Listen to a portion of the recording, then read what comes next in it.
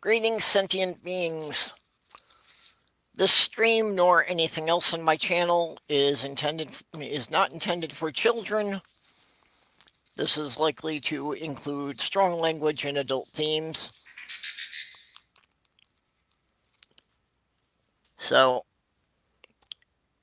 anyway,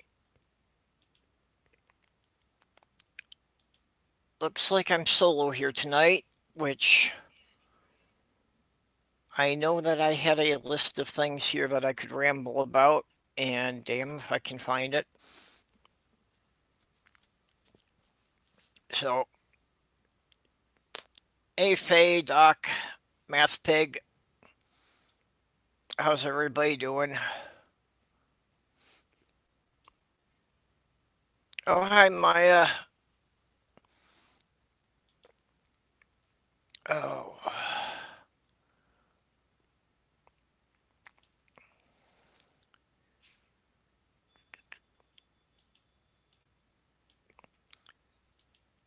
So,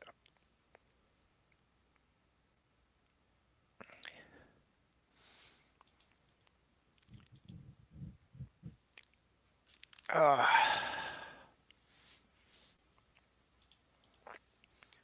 hold on, still kind of get a few things here.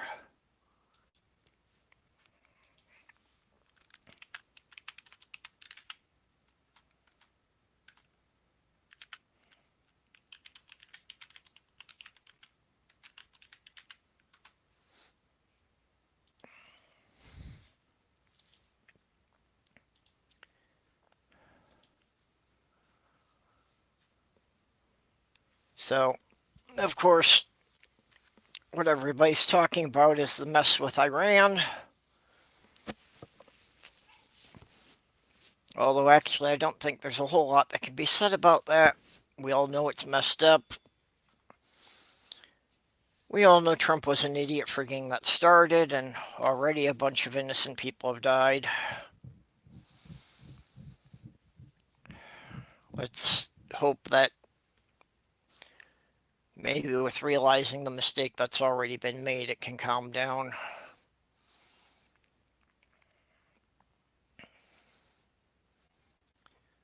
Hey, Mikey.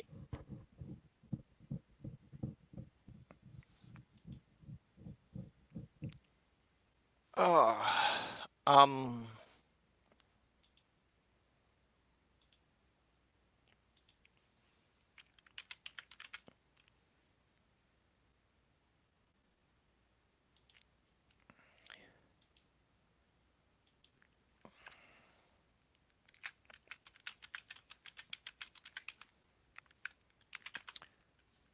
yeah, Mikey, I don't know if you're in the new list, so sending you a link if you want to come in.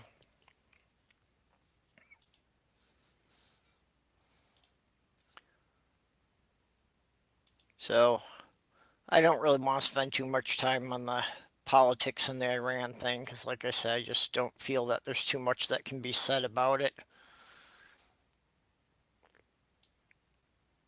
And I don't think that we're likely to change the minds of anybody who is going to vote for Trump.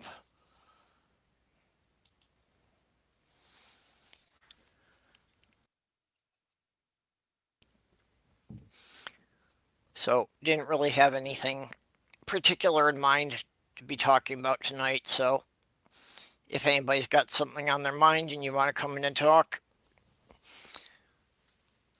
the floor's open.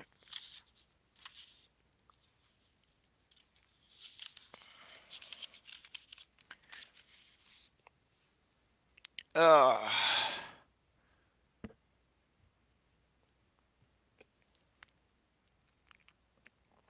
so,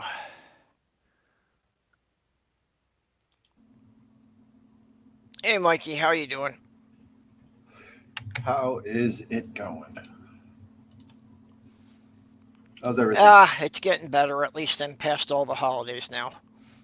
Right, that's the worst part. Well, for my family, it extended right into last weekend. Oh, hell no. Oh yeah, No, you get out. yeah. From Thanksgiving until Little Christmas, January 6th.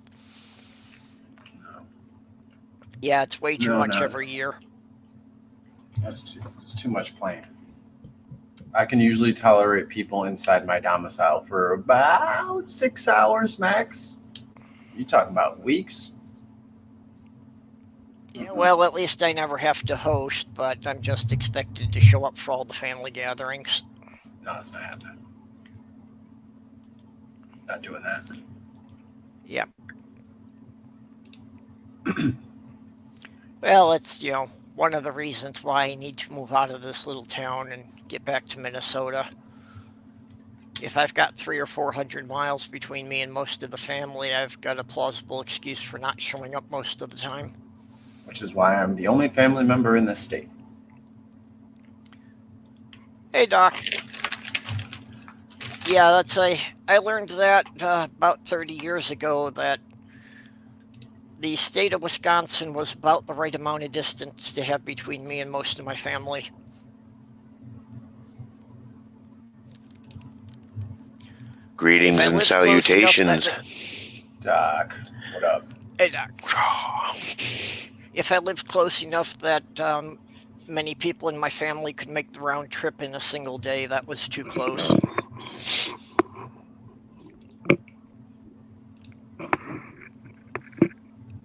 Yeah, I want it to be a thing where people have to come see me, or they have to just see me when they have business in Chicagoland.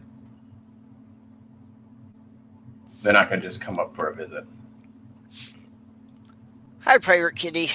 Saw you there Hello. before, but I guess you were having some equipment trouble there.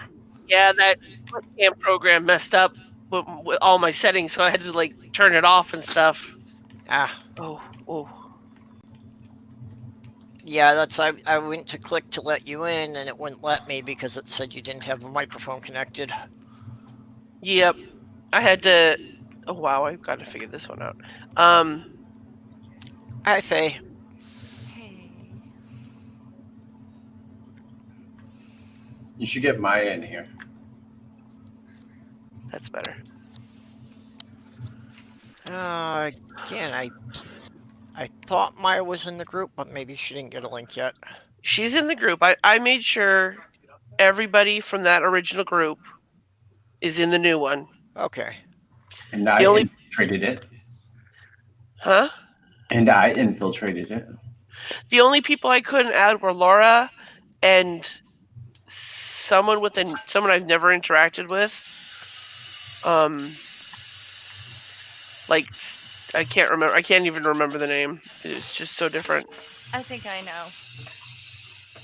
And then I couldn't add Atheist Edge and someone else. But I messaged you all the people I couldn't add. Purple. Yeah. Yeah, I think we, pretty much got everybody in there who wanted to be in there. Mm-hmm. So, Faye, how's it going for you? I just got back from going to a play. So I'm very cold because the wind was very blustery. But it was good.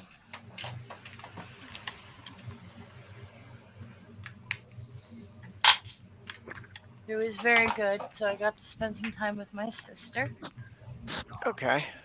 Well, I'm glad that was something you enjoyed.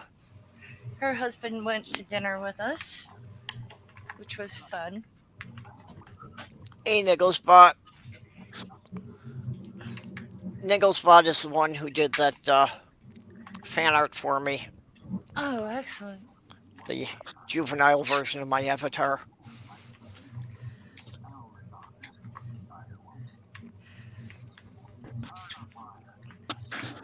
So what's going on with you?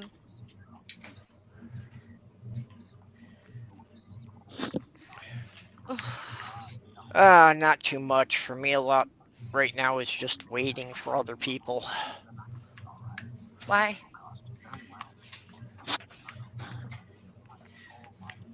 Yeah, just too many things are up in the air and not really much as far as definitive plans for anything. Oh, okay. Can't get anybody to commit to a definite date. Welcome to YouTube.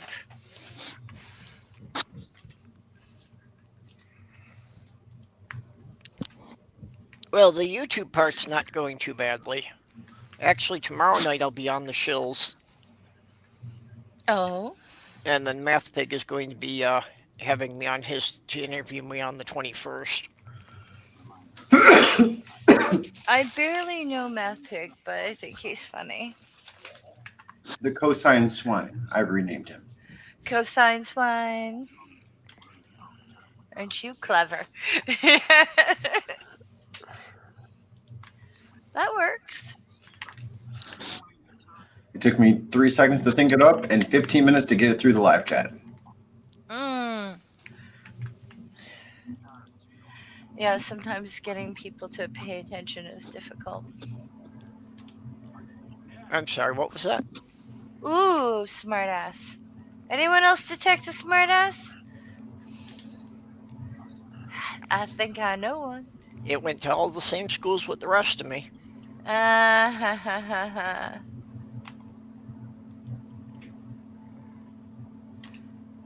So what's going on? Not too much of anything, really. I'm having internet problems as typical. Like I tried to have the call open and the chat open. Oh no. I started lagging out almost immediately. So it might be defragging time. Oh no! It's terrible. It's very sudden. I'm not sure why all of a sudden I can't do anything with my laptop, but that's not a problem. New hard drive coming soon. I hope it gets there in time for you. I had a hard drive crash about 2 years ago, and So I didn't know, but the speed on this hard drive, the RPMs are just atrocious. And I didn't realize they were that bad. And the more and more I've tried to learn how to do and expand what I'm doing and make it better. Oh no, my computer's like, if you don't stop right now, I will blow up and put pieces of myself into your walls. I have a stupid question. Ask a stupid question, get a stupid answer. No, I'm just kidding. Okay. I have no doubt of that. But when you shut down your computer, like, do you shut down your computer every day or no? I restart it every day. Okay. When you do you exit out of everything? Or do you let it go, oh, something's still running and I need to... Oh, that's cool. Do you do that, or... Typically when I'm done with something, I have to close it because whatever I'm trying to open up next takes up so much CPU that I don't really have the space to keep 1,000 things open. Like when I stream is the exception. Okay. Just for shits and giggles, if you do the task manager, have you ever looked through it for duplicates? Depends on what you're talking about, because some things will show up multiple times, but that's just the nature of how the program runs. Like, what did you mean? Well, I had my settings on, I forget what, but when I closed down a program, it didn't fully close. Depends on the program. When I turned off my computer, it didn't fully stop programs. So I had like 17 different things running that was the same thing, and all heavily using my video card. And when I figured out that problem, I went from 100% CPU usage to 3%. Yeah, it sounds like something was set up wrong. I don't know. I've never had that. Not that bad. When I looked for it, it seemed like it was a common thing, but I had to force a lot of things off, and I had to also like change how my system reboots. Yeah, it just sounds like something was askew, but at least that sounds like once you found out what the problem is, sounds like a relatively easy fix. Mm-hmm. You didn't have any and then all of the fans turned off on my laptop, and then it just melted itself. Oh no. I wouldn't have a laptop anyway. I've had that kind of thing happen to mine a couple of times, that when I went into the manager, that it would show 4 or 5 instances of the same program running. The only thing that ever happens for me is like Chrome. Yeah, Chrome is data heavy or CPU heavy for some reason.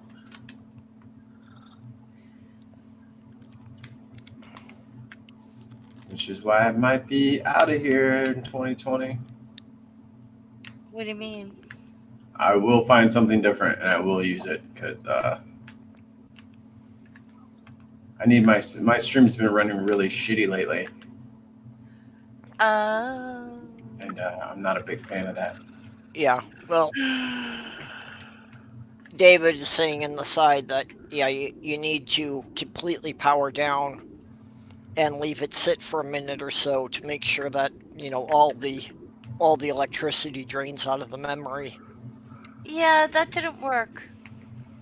Because I think if you leave the house for 12 hours and come home and it's still running, it's not it's not that. Yeah. I'm just saying there is a weird setting, and I'm not the only one who suffered through it. There's a lot on the internet about it. I had to research Oh, it, yeah. but No, I know it happens, yeah. I don't power mine down every day because usually, even when I go to bed at night, I just leave it running a playlist. Right. So, I power it down a couple times a week to make sure everything gets cleared out. Usually right before I do one of my streams. Just because I don't want something going weird in the middle of a stream.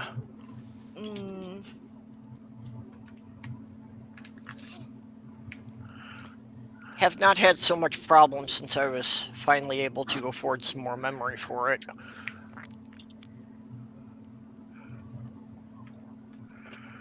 Still got room to upgrade a bit more if I can get another $65 for another set of chips.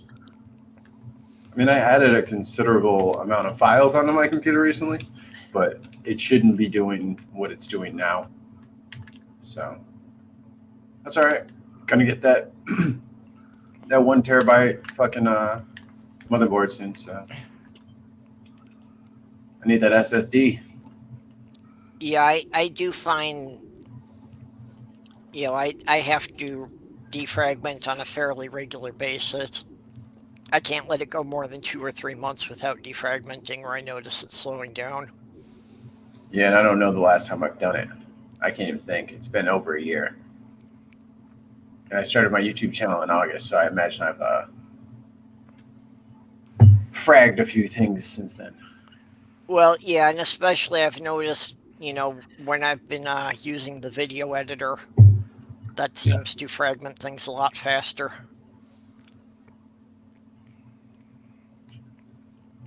I'll have to see. I changed which editor I'm using now, so I'll have to see if the same thing still happens. Oh. Which one do you use, if you don't mind my asking? There's Biker Kitty again. I hit the wrong button. Mm-hmm. Well, but I had been using.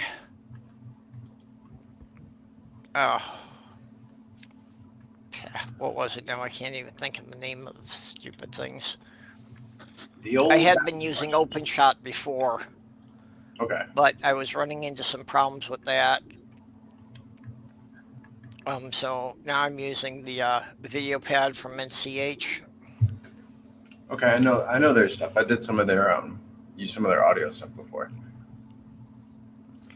Yeah, with the OpenShot, I was running into a weird problem that it kept not wanting to open the file, saying that, I didn't have permission for that file. And it's like, It was a file I had created under the same account. So, how did I not have access to it? It didn't make any sense. Because reasons. Yeah. Not to mention the fact that I'm the only one who uses this computer, so all of the accounts have administrator access. Yeah, that always pisses me off is if you only have one account, it still makes that default admin one for you, just to confuse itself later.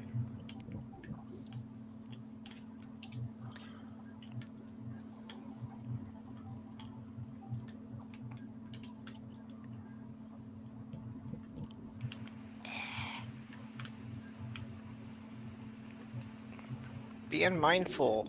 I didn't see that you had put a new one up recently. Must have gotten lost in my stream. Lost in sauce.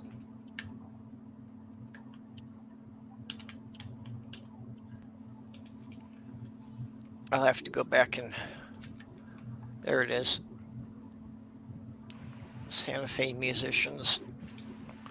I have to put that on my watch list for tomorrow then.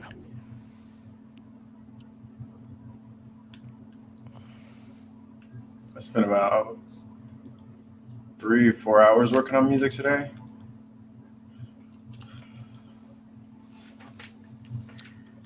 I wish I could do some kind of music, but I don't have the ear for it. I don't. Oh, there's plenty of people who have no ears at all who are record execs. So you'd be surprised what you could get away with.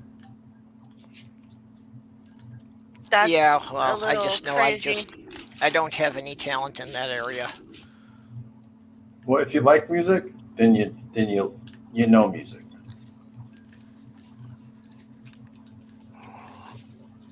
Yeah, it doesn't mean I can actually make music, though. That's the difference. I can't play any instrument. I can't sing. You know, I can't even keep a rhythm. You don't have to. That's no longer a prerequisite for music these days, which makes it very easy for newcomers to the craft. But like I could produce like some video that looks fucking amazing, but I don't know the first thing about film. You know what I'm saying? Like there's a lot of tools in place to help people who are new at everything. So if ever you get the itch, you let me know, or we can run through some shit. You'd be surprised what you'd be able to pull off. Yeah, well, I've got a bunch of different software I'm trying to learn, and unfortunately, I'm not a real good one for just picking it up by myself if I don't have somebody who, you know, I can ask questions about things. I don't know everything, but I know some, and everything I know, I will gladly pass on. For a fee. No, I'm just kidding.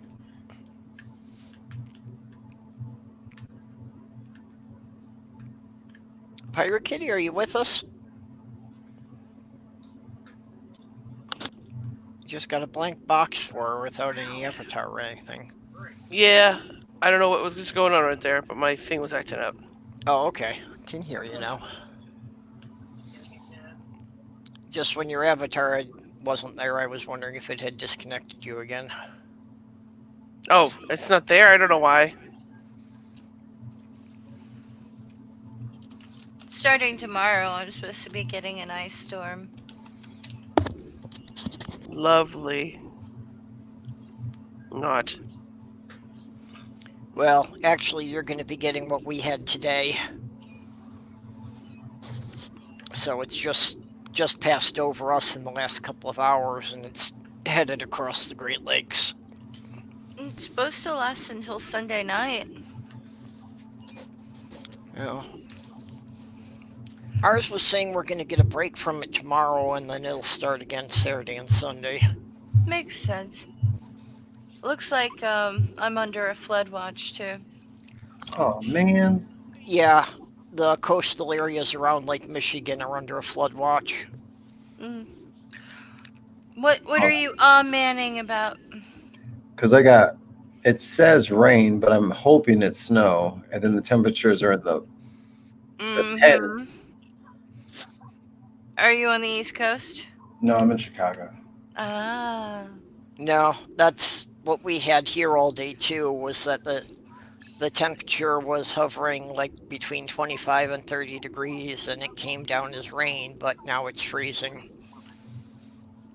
Not a fan of that. I don't support that. I don't want that to be the case. No, that's the worst stuff to drive on. That is the absolute worst because you'll be perfectly fine going 50 miles an hour. And then for a quarter of a mile, it's just a solid sheet of ice. Yep.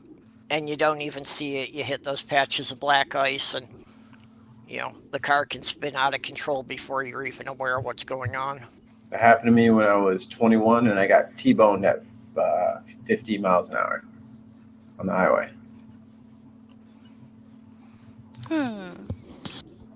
Because I spun around due to the ice and then got off of the ice, started skidding, and then the person behind me was still sliding on the ice and just rammed me. Yeah, I had one time that, I could just manage to get a little bit of control for split seconds here and there.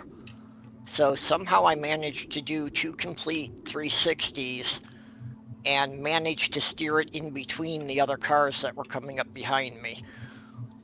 Pro status. So nobody got hit. But good thing you were wearing the brown pants that day. Yeah. That's a poop joke. No one laughed, but it's a poop joke.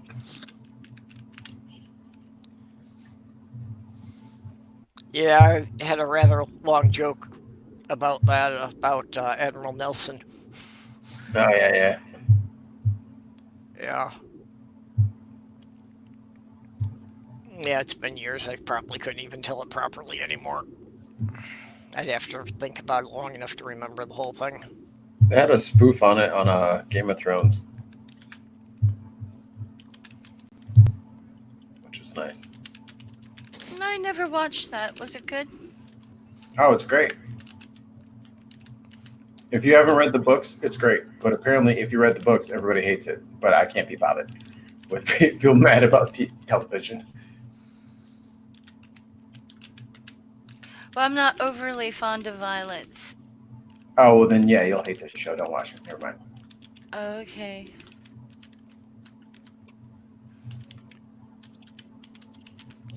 Yeah, I had never watched it. I don't know. Just from the beginning, I was suspicious of it.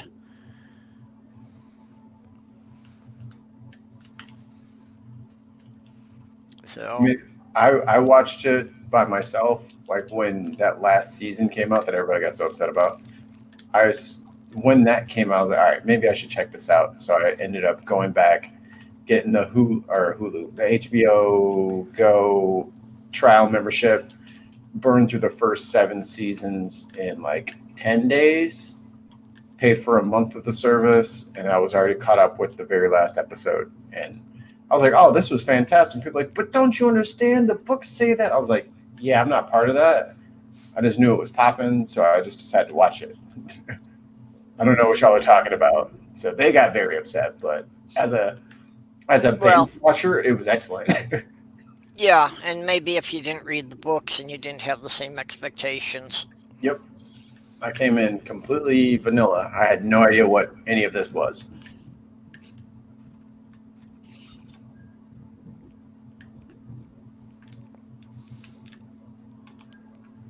But if you can take a bit of beheadings and you can take some, I don't even know what century to call that, but some whoredom, then yeah, you'll really enjoy the story. But if that turns you off, then yeah, you won't really like it. Yeah, it's a kind of vaguely medieval time without being a specific time, actually. I mean, if I could put it in a time, I'd probably say like the 1500s or something like that. But there's dragons and there's magic, and so I know exactly it's a different world. Right. It's just a totally different place. Are you saying there weren't any dragons or magic around here 500 years ago? Correct. Mm-hmm. I'm pretty sure. I mean, there was in the show, so I guess I'm wrong. So.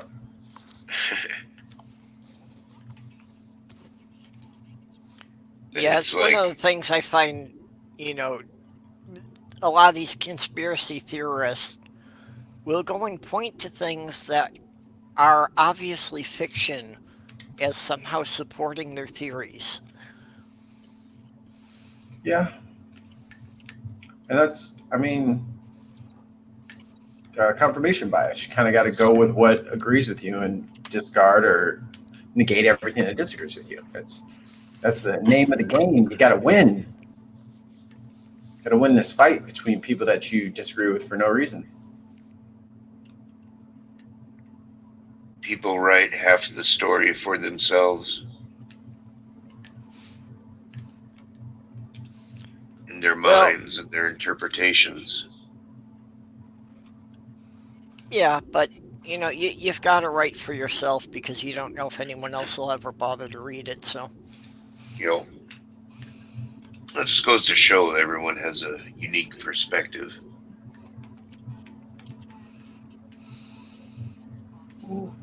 Yeah, I've got some bits and pieces that I was going to string together and do some theories myself, but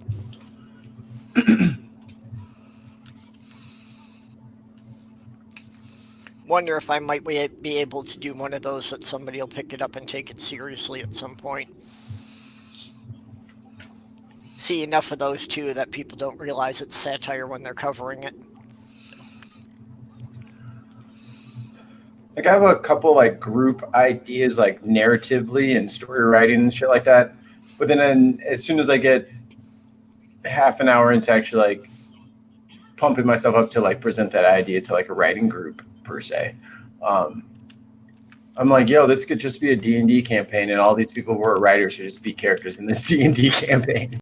Like it would be so much fun, and there would be so much story to tell. Like that's one thing that's kind of like appealed to me as like a neophyte writer is just the storytelling in tabletop RPGs. I didn't know that was part of it. I thought everyone was just like, I'm an elf and I got a bow and arrow. Flink, flink, roll a d20. Like I just thought that was the whole jazz. But there's so much great storytelling that every individual character is given the opportunity to share with the group. And that's super cool to me. And that's the part that I'm actually interested in. The player helps write the story.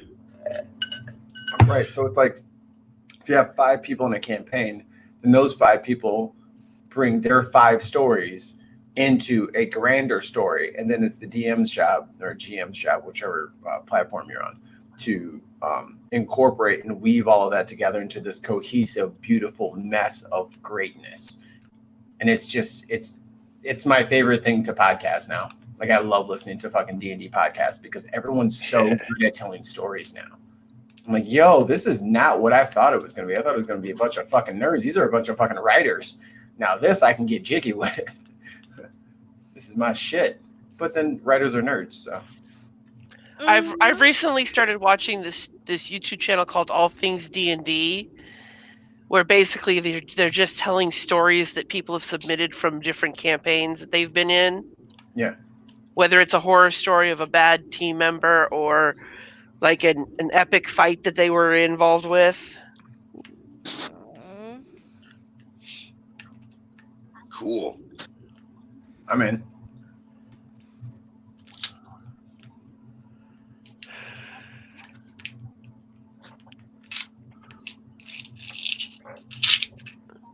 I haven't done a lot of pen and paper role playing recently. Well, a little bit recently. But I've been playing that since I was 13, so. I never got really heavy into the role playing. I actually haven't done any for at least 15 years now. But I did run some campaigns under the Tunnels and Trolls system. There you go. See, I knew you had it in you. It's a writer's magnet, dude. Like, it's just a writer's magnet. The ability to tell stories in such a free-form way with some, like, literary action in it. How can you not? How can you not? Well, the big thing with role-playing is you have to be able to improvise very quickly if the characters do something you weren't expecting.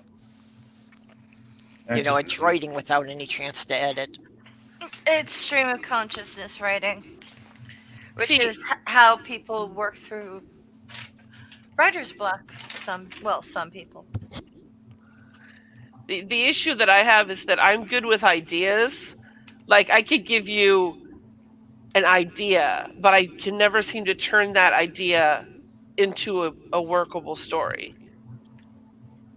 That's my issue too. I think I just can't like formulate a good, complete story. Oh, It's like sure I you come up with can. a backstory for a character, but then like, what happens next? That's my difficult part. Now, see, I find once I get the backstories for all the characters, I really don't feel I'm even writing it anymore. It's more I'm putting the characters in the situation and they're narrating it to me. My issue always becomes, how much of this am I supposed to know? Oh, excuse me.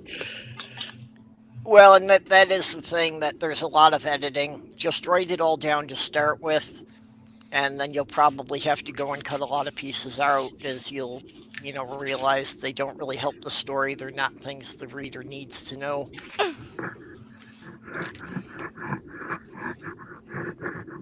But I think that's half the fun. Like it could be, or potentially stressful for if you're the DM, or if you're one of the characters and you're trying to get this stuff up. It could be potentially stressful for you, but if you're the reader, if you're the listener, if you're the person on the outside of the campaign, one of the other characters, oh, it's fantastic. You love this shit. Like, oh, I can't believe this happened to this person. I had no idea that all this was going on behind the scenes, and that reveal is just the best.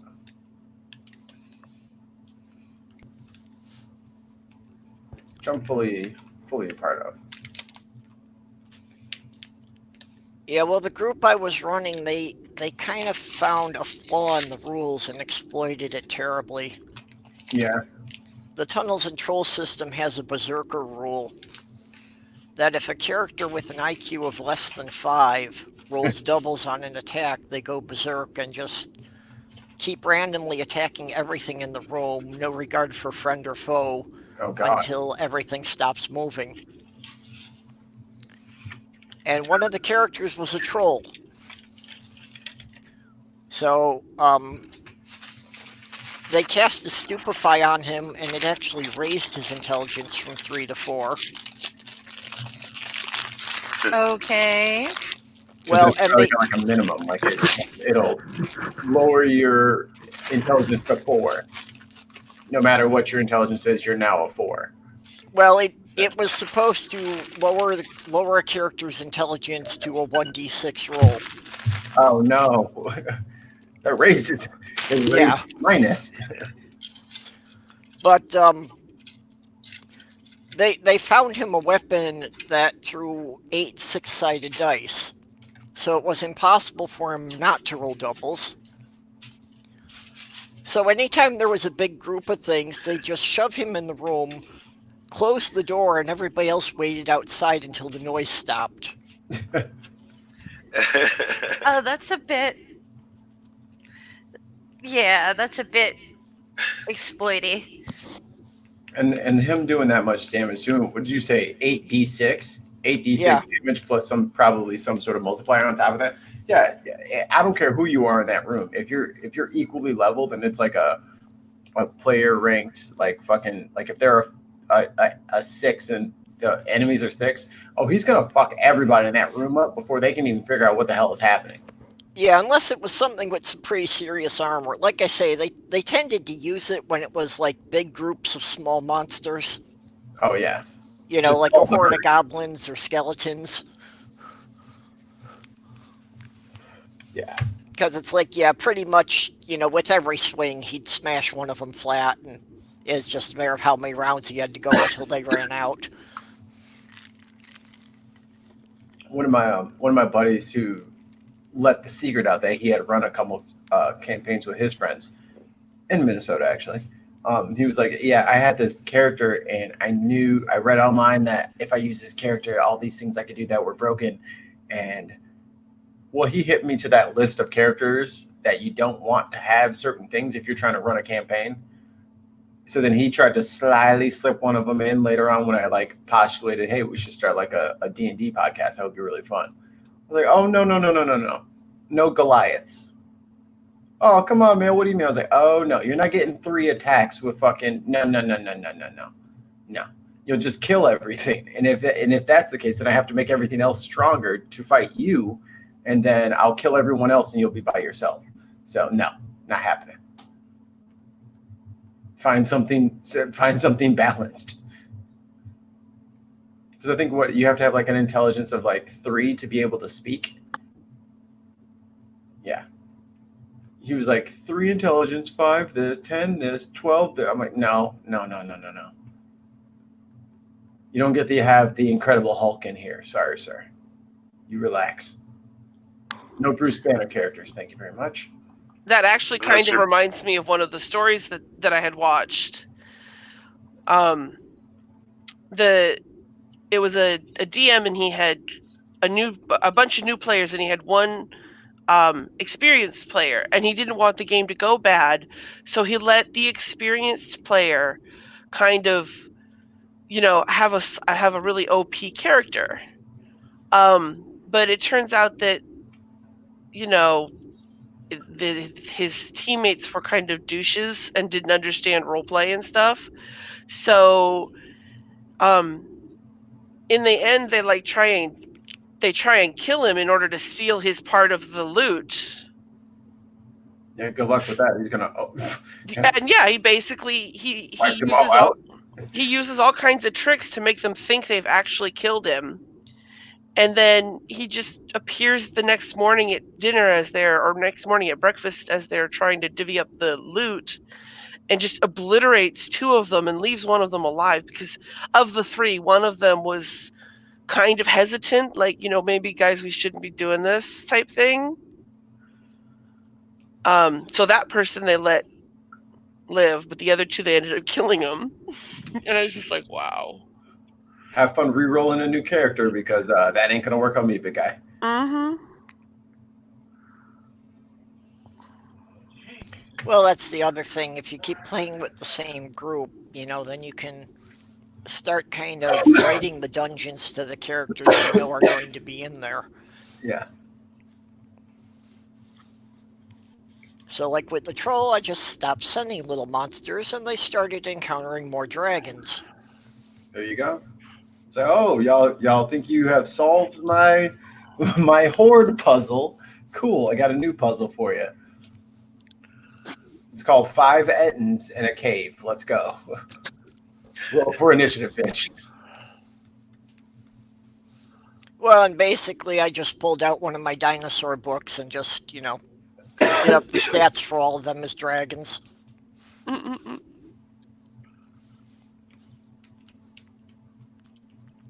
So you got a troll with a big club? I've got an ankylosaur with a club on his tail. Let's go at it. He's got armor plating all over. Bite, swing.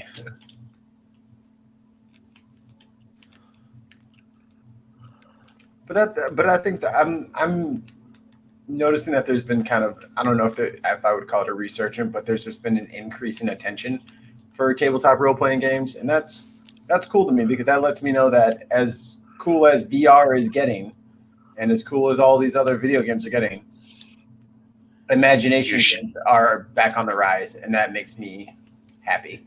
Have you started watching Critical Role or anything like that? I like Critical Role, but I don't like Critical Role because they're kind of too good. Uh-huh. Like, they're all fucking voice actors. Like, come on, man. Right. Like, everyone has a nice voice like this. Or like a perfect fairy voice or witch voice. And it's just like, that's a really high bar for people who are just getting into role play. Like, come on, right. Man. There's definitely been a big resurgence in tabletop gaming in general. Not just the role playing, but there's been a lot of good new board games and card games coming out too. Yeah.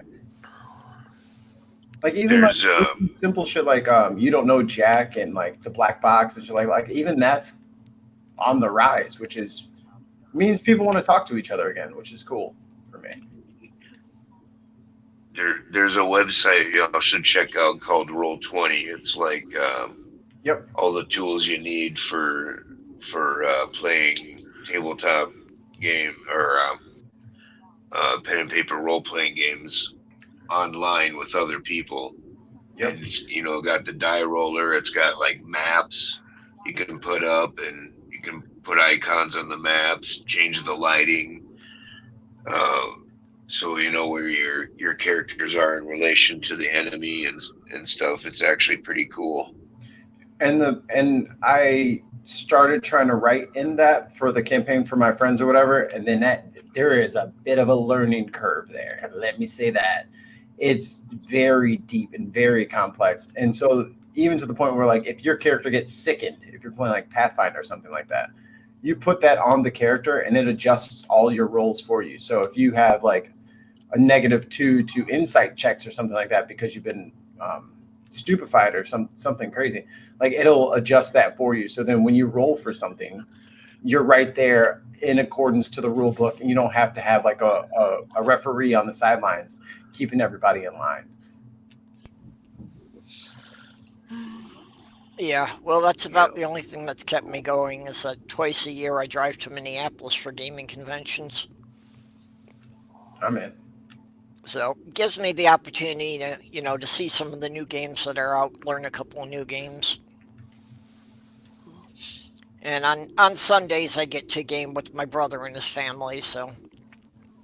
I really want to play a D&D game, and somebody I follow was going to DM a one-shot, but he's going to do it on a Sunday, and I have to work.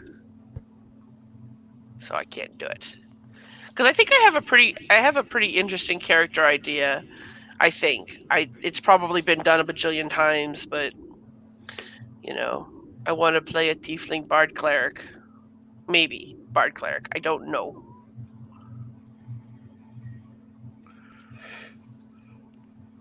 I'm not anti-cleric, but goddamn clerics, always on some fucking bullshit. Like, thinking from like a DM perspective, it's like, goddamn clerics, they're always got some fucking bullshit up their sleeve to fucking save somebody. Can I just kill one of these motherfuckers without y'all coming up out of some crevice, and especially a bard, fucking.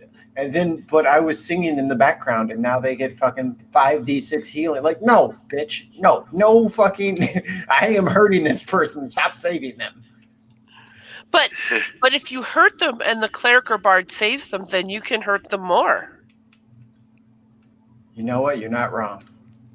Here, I got a better idea. I'll kill the cleric, and that way, kill the cleric first. And that I don't know about a GM who's trying to kill the player characters, man. Oh yeah, that's my favorite. Like, they're like some of the shows that I've been listening to lately. The DM is especially vicious. He will let people re-roll, and then they'll find some narrative way to bring in another. Like, they go to the next village and they're looking for mercenaries, and they meet so and so, and he's a murderer. Yeah, or some sort of mercenary, or there's an old lost wandering wizard, and then they convince him to come on board. You know what I'm saying? Like, he'll find a way to get them a new character. But yeah, he's definitely putting doorknobs, putting the fear of God, the fear of gods into these characters when they play something, and when they go into an encounter. It's not just, I'll be fucking silly and cast prestidigitation and have a banana float right up his butt. Like, yeah. It's like, oh, that's excellent. I'm glad you wasted a round on that. So now I'm going to turn power attack on with this giant and with his great sword, which crits 19 to 20. You know, feel like he does not let them. He makes them take the game seriously, which is more fun to listen to, at least for me.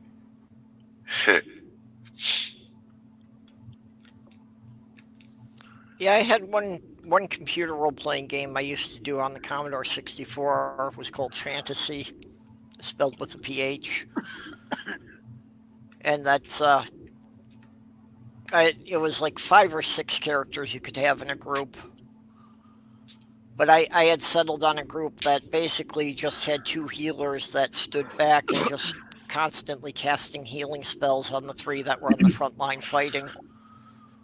So it's like, yeah, if any of them had ever gone 3 rounds without getting healed, they probably would have been dead. But Right.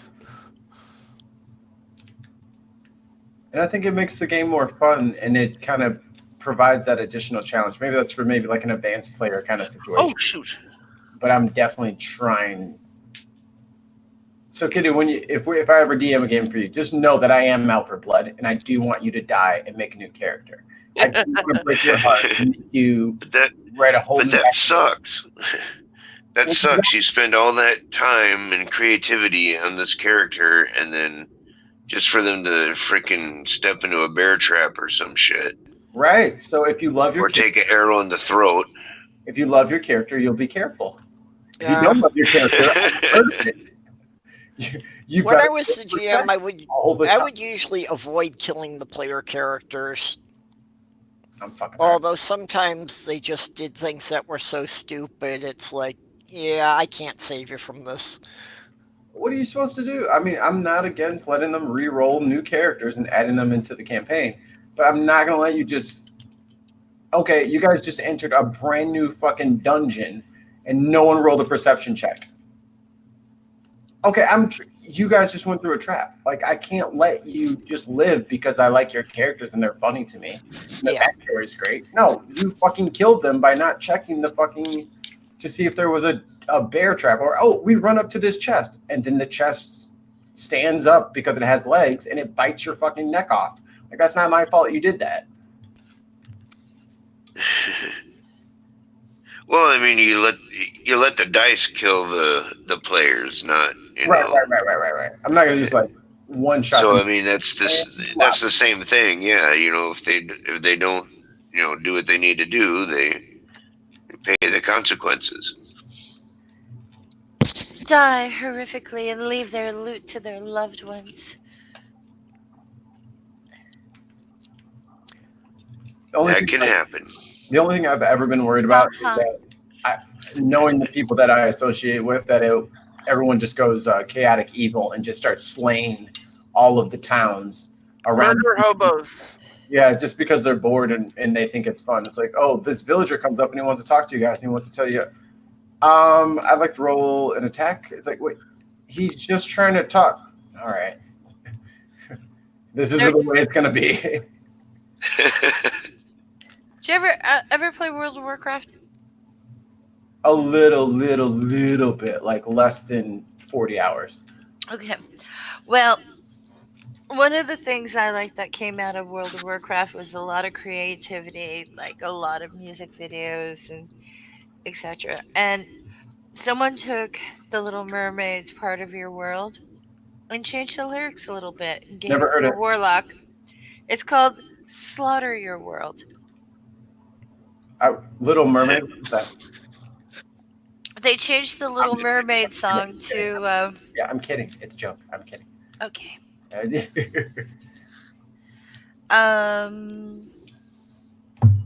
Purple, can I put the link to that in Oh yeah, thing? Go ahead.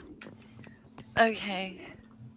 So if you're curious, yeah, just drop it right in the YouTube chat.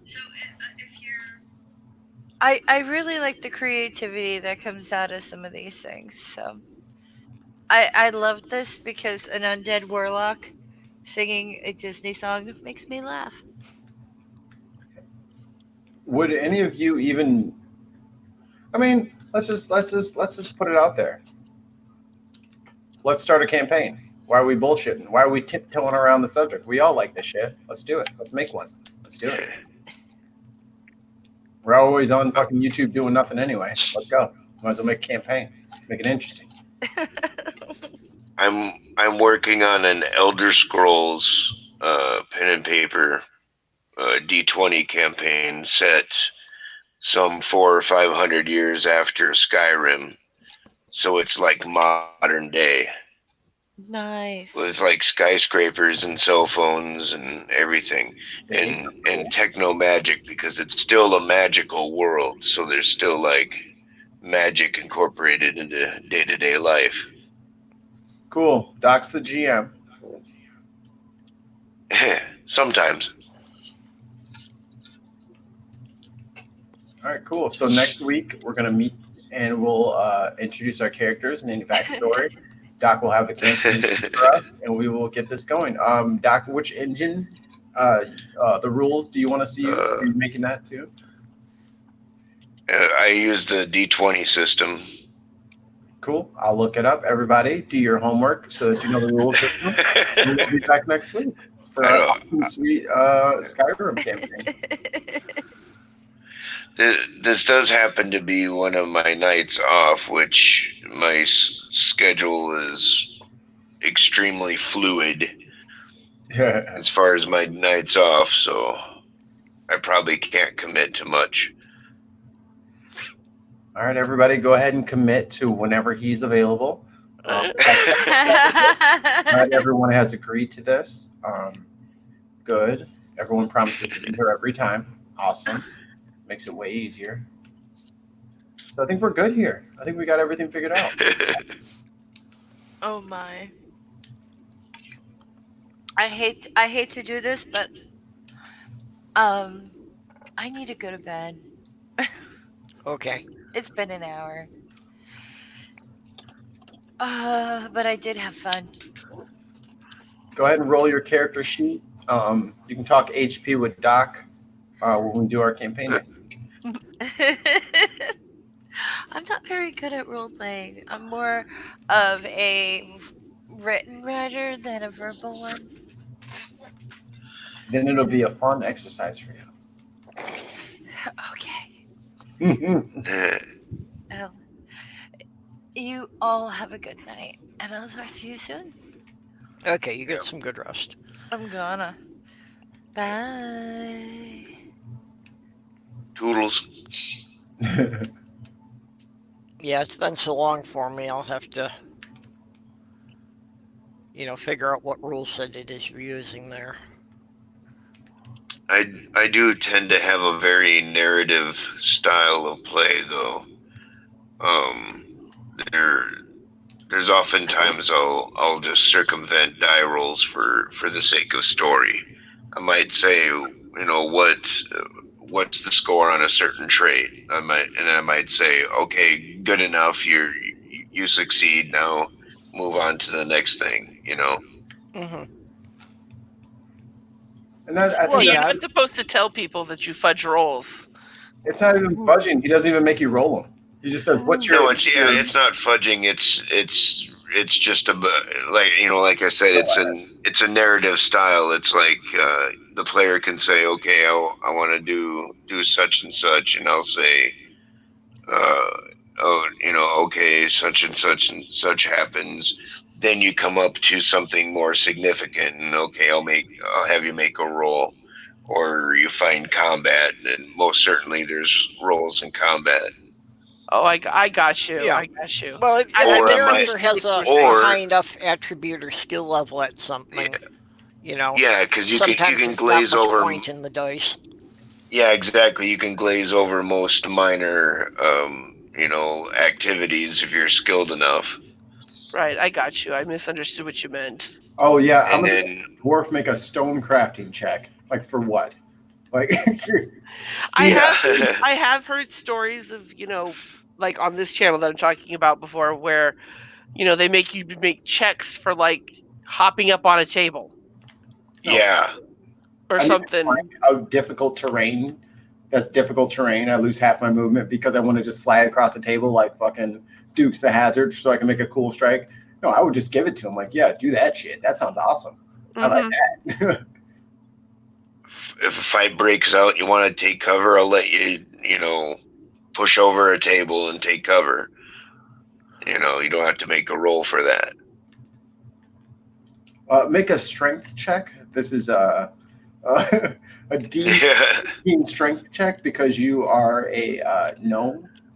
No, the gnome's kicking the fucking table over, and then he's gonna fucking cast a spell around the corner. Like, yeah, do that. That sounds awesome. Yeah. Well, it depends on the circumstances. Unless you were in a metal room and Magneto summoned the table out of the floor, I think you're probably pretty good. You've got an innkeeper that's had table flipping too much, so he's had it bolted to the floor. That could happen. You freaking adventurers! I'm so tired of cleaning up your shit. I'm gonna bolt these tables to the floor. Now I need you to have a strength check, DC 18. And then a really strong character tries it and just tears the table into splinters. Right, the table at the attempt. The legs are still bolted. And then he's got a giant frisbee. The table legs are still on the floor. The table is just on the floor next to the legs. Good thing you're fighting vampires, so all I have to do is pick them up and slam them on those damn legs. Which is why I will be a drunken monk. Doing all of the UFC moves I can Google at the time.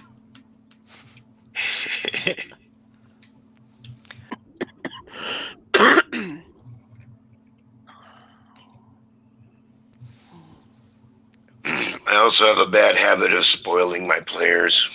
I make you kind of powerful. I have that tendency anyway. Well, you know, the thing is that if you wanted to run a game and you really couldn't, like, you couldn't commit to a time or a date, you could create a Discord and do a text-based game. Boring.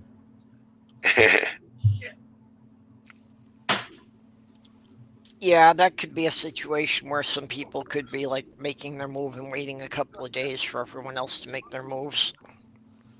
Yeah, what if Pirate Kitty doesn't fucking check Discord for a week? Now I'm fucked. I'm next. I'm so ready to do this. Yeah, I still haven't figured out Discord. I only load it up once in a while. I could see a group making it work, though. It just depends on the group and their schedules. Yeah. Well, it's like there's no excuse if you're in a D&D game on Discord. You can put Discord on your phone, and make your move while you're on the shitter on a break at work or something. That would be me. I'd be like, type faster so I can go back to work. Unless you're gonna make a shitter comment, I was like, "Oh Jesus, Kitty, come on, man. We're cool here, but come on." You're gonna make me put Discord on my phone. And roll stamina to take a dump. Roll your dexterity to make the hole. I need you to make an insight check because you just ran out of TP. A wisdom saving roll. Yeah, apparently at the Consumer Electronics Show, Charmin was showing off a robot that apparently the only thing it does is bring you another roll of toilet paper. Shut up and take my money. Yeah, it's like... Yeah. Well, you would have had to put the toilet paper into the robot in the first place, so why don't you just put it somewhere that you can reach it from the toilet? Oh no, my issue is I have 2 bathrooms. Oh. And I can't tell you how many times I've had a roll of toilet paper smack me in the head because I'm like, baby, I forgot that I need paper. And he won't come into the room. He just chucks it from the other one.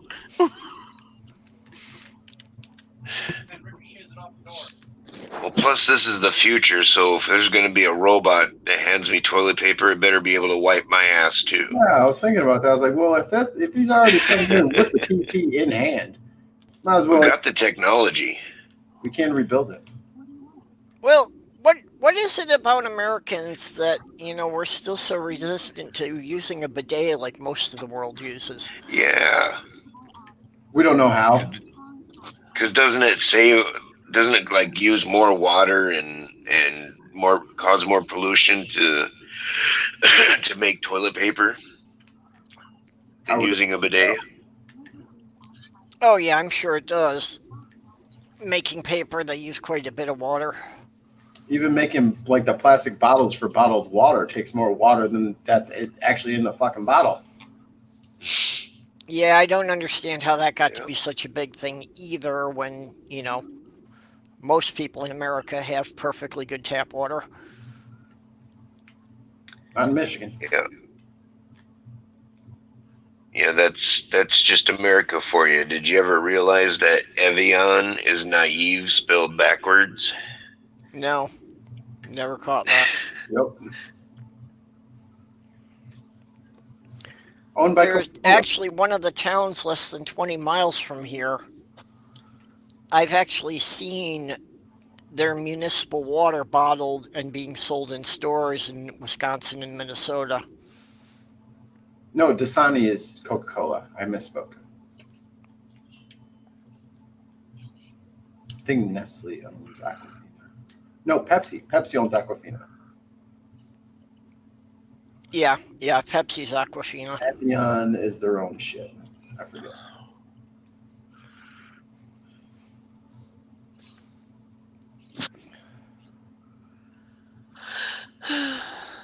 Contain what? I can't even drink bottled water unless it's by the gallon, and that's a personal flaw that I'm working through. How is that a flaw, though? I just like a gallon of water. That's well, I mean, if you think about it, depending on where you get that water from and it's bottled, it's like $1 for a gallon. Oh, less than that. Yeah. It's so much cheaper to get it by the gallon than to get it. Like, I'm not paying you $1.40 for a fucking 20-ounce bottle. But if I can get a gallon for like 89 cents, yeah, let's go. And then I just take it. That's what I do. And I refrigerate it, and then it's nice and ice cold. And then I have a delicious hydrating snack for the rest of my day. Yeah, I've generally just been good with the tap water. When I lived in Syracuse, New York, the tap water wasn't so good, so I just ran it through a Brita filter.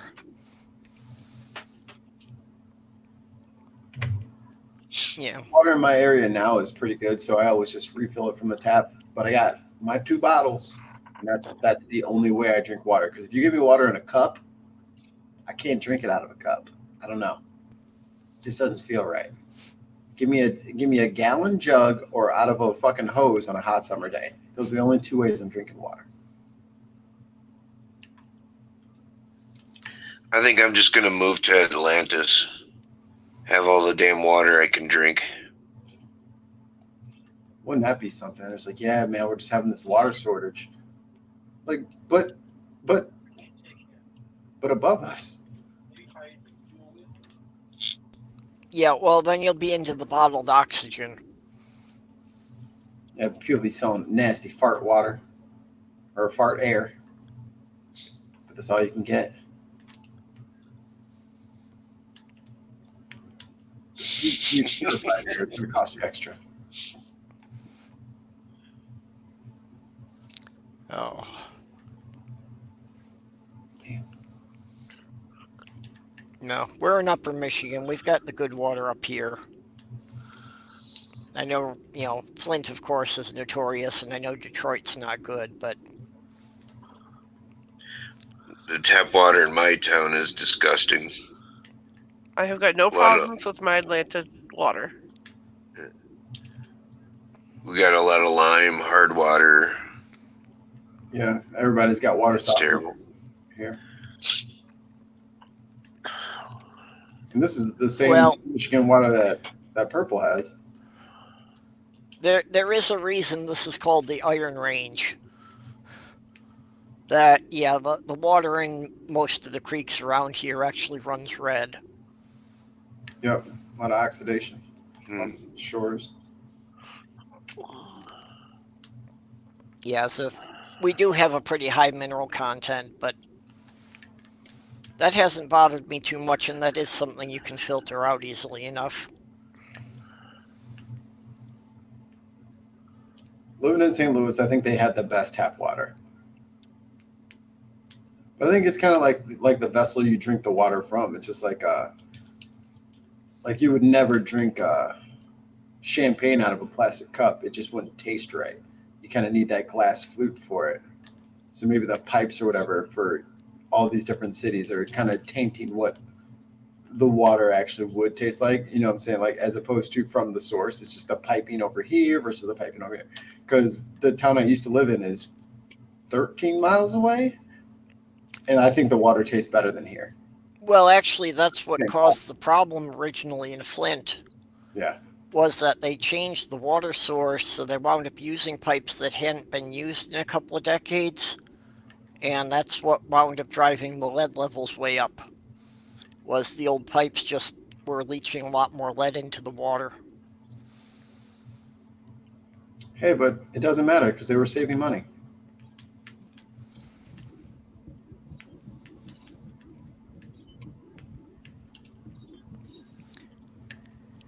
Yeah. Yeah, it's always a good excuse that, yeah, it doesn't matter if we're killing a few people, we're saving money. Bunch of little kids drinking that fucked up water.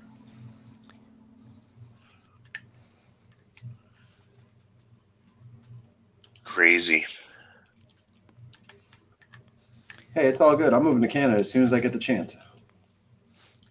Yeah, I would have moved up there if I had the chance.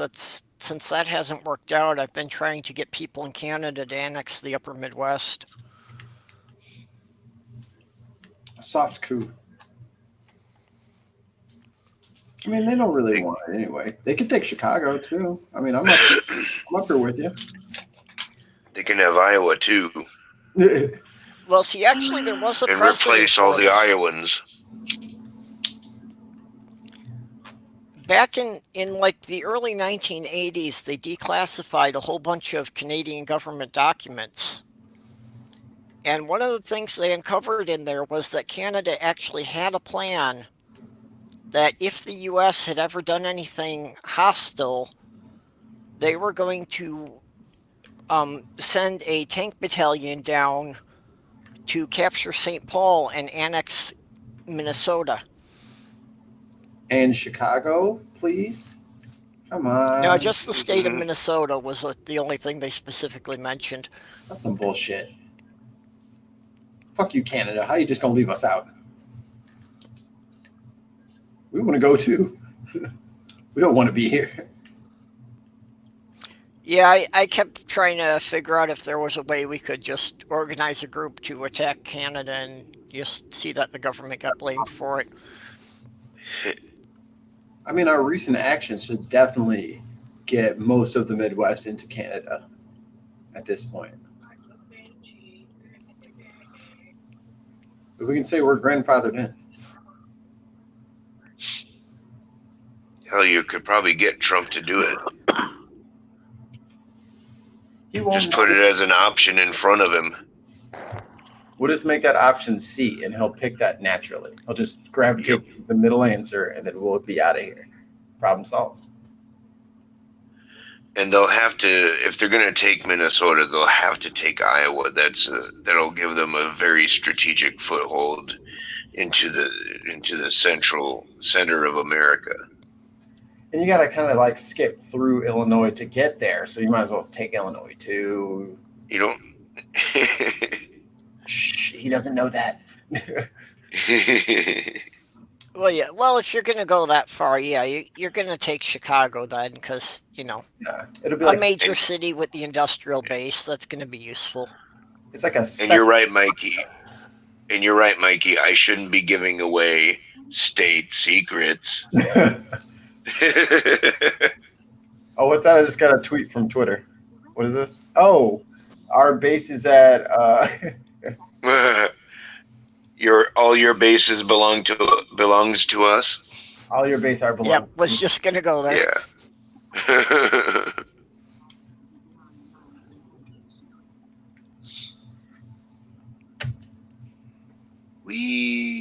This whole like last 4 years has just been like a wild dorm party, and I'm just kind of like, can I go home now? Like, I'm ready to go home. I'm good. This has been an adventure. Can we just go back to normal now? And normal's not coming back. Well, it's going to take decades to get this country back to anything resembling normal, even assuming we get him out in the next election. If you that one. It's actually seeming unlikely, isn't it? Well,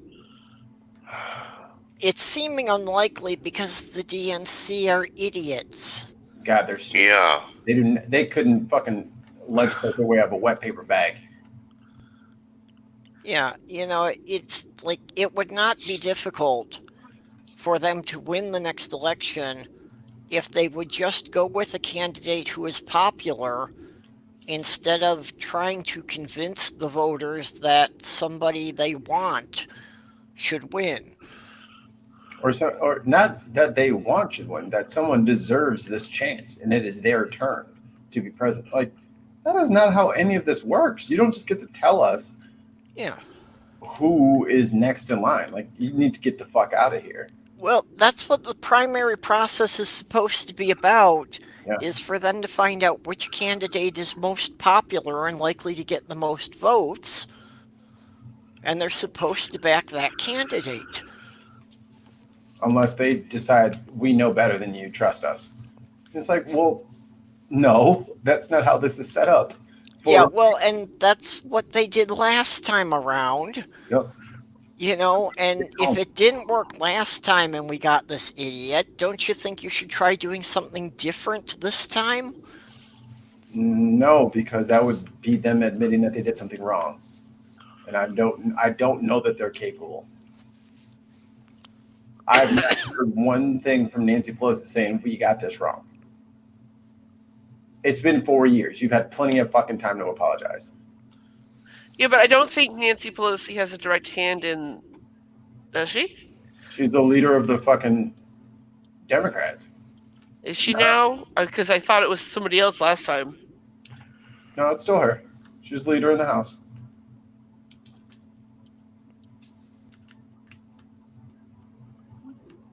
Yeah, Bub, and that's the whole reason that they won't back Bernie.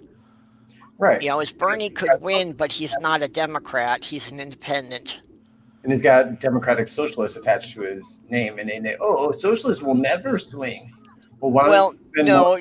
Telling people that, explaining socialism to people, that they've been living with socialist systems their entire lives, and they love them. Yeah.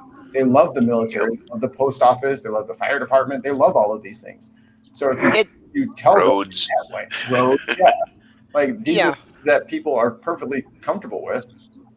Well, it's just the DNC would never go with Bernie because they're afraid that on some critical piece of legislature he might do the right thing instead of pulling the party line. Oh, yeah. Can't control Bernie.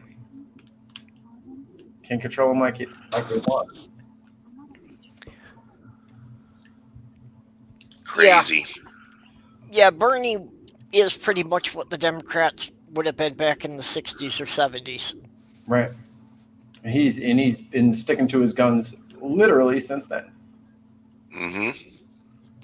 He's been in fucking Congress since fucking 1847. He knows a thing or two. More and more all the time I'm thinking Bernie. Well, I'm a Yang guy.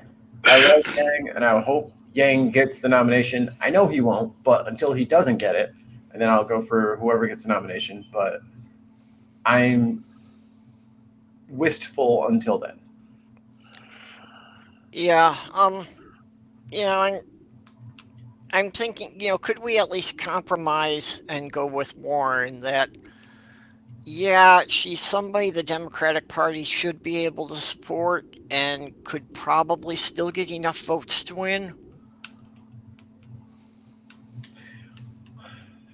And without sounding disparaging, she doesn't seem quite presidential to me. She seems like she's such a policy hack, which is like my favorite kind of politician. But that's kind of like I feel like she would almost be wasted as a president because the president literally does so little. They agree with things, they approve of things, but I kind of like where she's at now. You know what I'm saying? Like, I like that she's mixing it up with everybody. She's in the shits with everybody. She's employing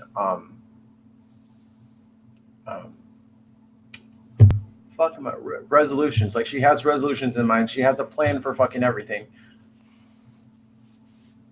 if she's the president, she's just going to executive order all of those things? Well, no, she wouldn't. She'd have to convince Congress. Why not just stay in Congress? But a lot of people like her. Well, and the president having a lot of friends in Congress, could be effective. Or even if she was at VP and she had all of her proposal ideas and she had to deal with Mitch McConnell as president of the Senate, I would love that. That sounds great. Mitch McConnell would shit his pants if he had to deal with fucking Elizabeth Warren 5 days a week. Yeah, in the side chat, Bub's saying he can't support Yang because he hates his position on school vouchers. What's his position on school vouchers? Yeah, I'm not sure what his position is. He also said Yang's against M4A. I'm not sure what M4A is. I seem to recall that Medicare for all. That's what. Okay. Oh, okay. Yeah. Let me know what you're talking about, Bub, because I'm pretty sure you're going off of an interview that's outdated, and he's recently. Well, I wouldn't even say recently, but before the third debate, he's already reformed his platform on that. But you knew that. Yeah. Well, that's I think having some kind of universal health care, and I think the expanded Medicaid is the way we're most likely to get there. It's not a good way to go about it, but it's probably the best we can hope for as an intermediate step between where we are now and where we need to get to. And I think one problem with Yang is that he doesn't have one policy that he's kind of like behind. Like everyone talks about the UBI, but the UBI is part of this entire restructuring of America, which if you can't pick out one piece of it, because then if you say, okay, so he wants to take this piece of how things currently work and change that.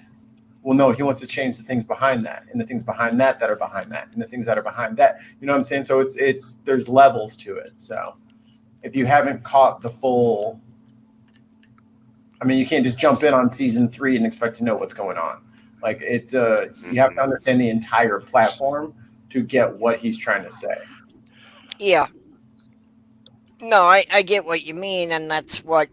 Yeah, most people won't sit through that to see that things are interconnected. Right. Which is why I don't think he's going to win the nomination, but I still like him as a candidate. But I'm a nerd and I fucking watch all this shit for fucking hours a day. So. Yeah, and like you say, that, the universal basic income, if that was implemented without a lot of other things changing, it could be a disaster. Well, one of the things, as I understand it, is that his UBI would do away with a lot of the social programs. Not true. Like WIC and welfare. Not true.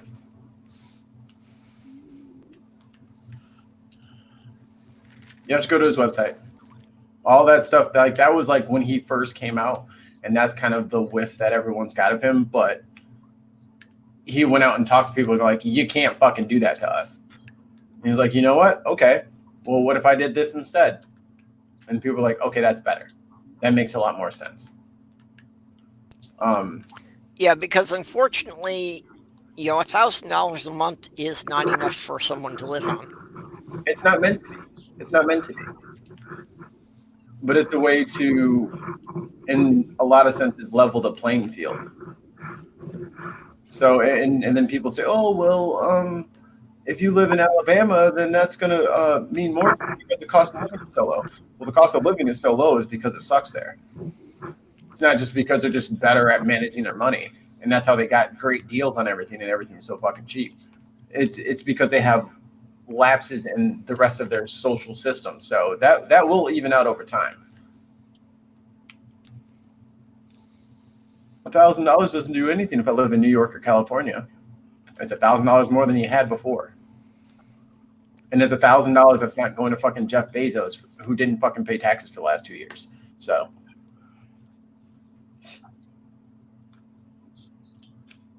Yeah, well, in most major cities, $1,000 is probably what you'd pay for a month's rent on a one-bedroom apartment. Let me see what the average.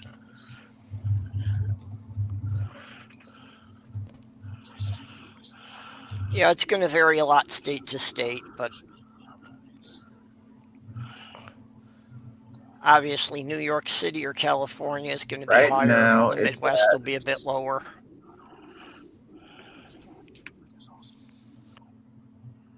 $1,025 is the monthly rent percent. Median 1% change. What does it say? Oh, that's the national median rent. And this is from adobo.com. Sorry, what was the number? $1,025. That's the median rent. Yeah. And It then can get as low as 500 a month around here. Yeah, so New York, it's 1633, about $1,000 in Illinois. Iowa's at 946, Michigan 785, Georgia 903. But then you look at like Los Angeles, Louisiana, it's 836, Oklahoma is 613, 576 for New Mexico. Wow, New Mexico's cheap. That's the average. Yeah. That's one bedroom. Yeah. Yeah. So I mean, I don't want to like make this. Oh Jesus Christ! Teammates just murdered me. Well, what does he plan on doing about that? About which one? The rent.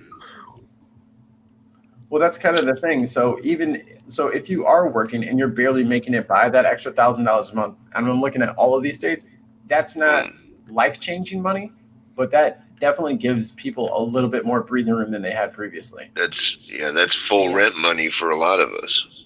Yep. Yeah.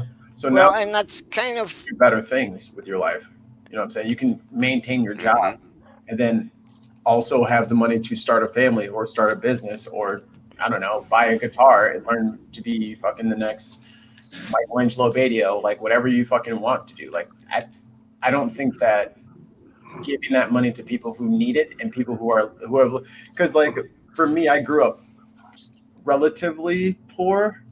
I wasn't like starving hungry on all of the social programs, but it was rough. Like single mom, 3 kids, like that would have made a huge difference for her.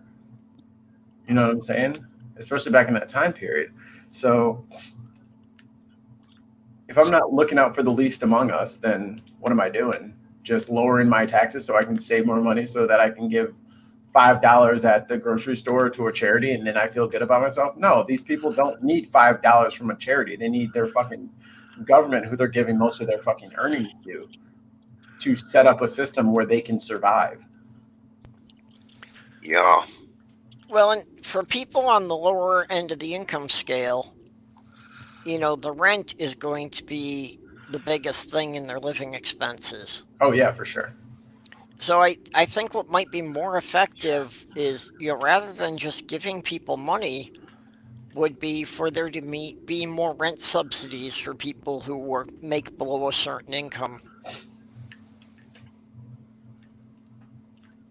I mean, but as soon as you introduce something in that spirit of egalitarianism, it will immediately get shot down and vetoed by everybody else in Congress, because all the rich people are going to say, "Oh, see, you're just giving shit away for free."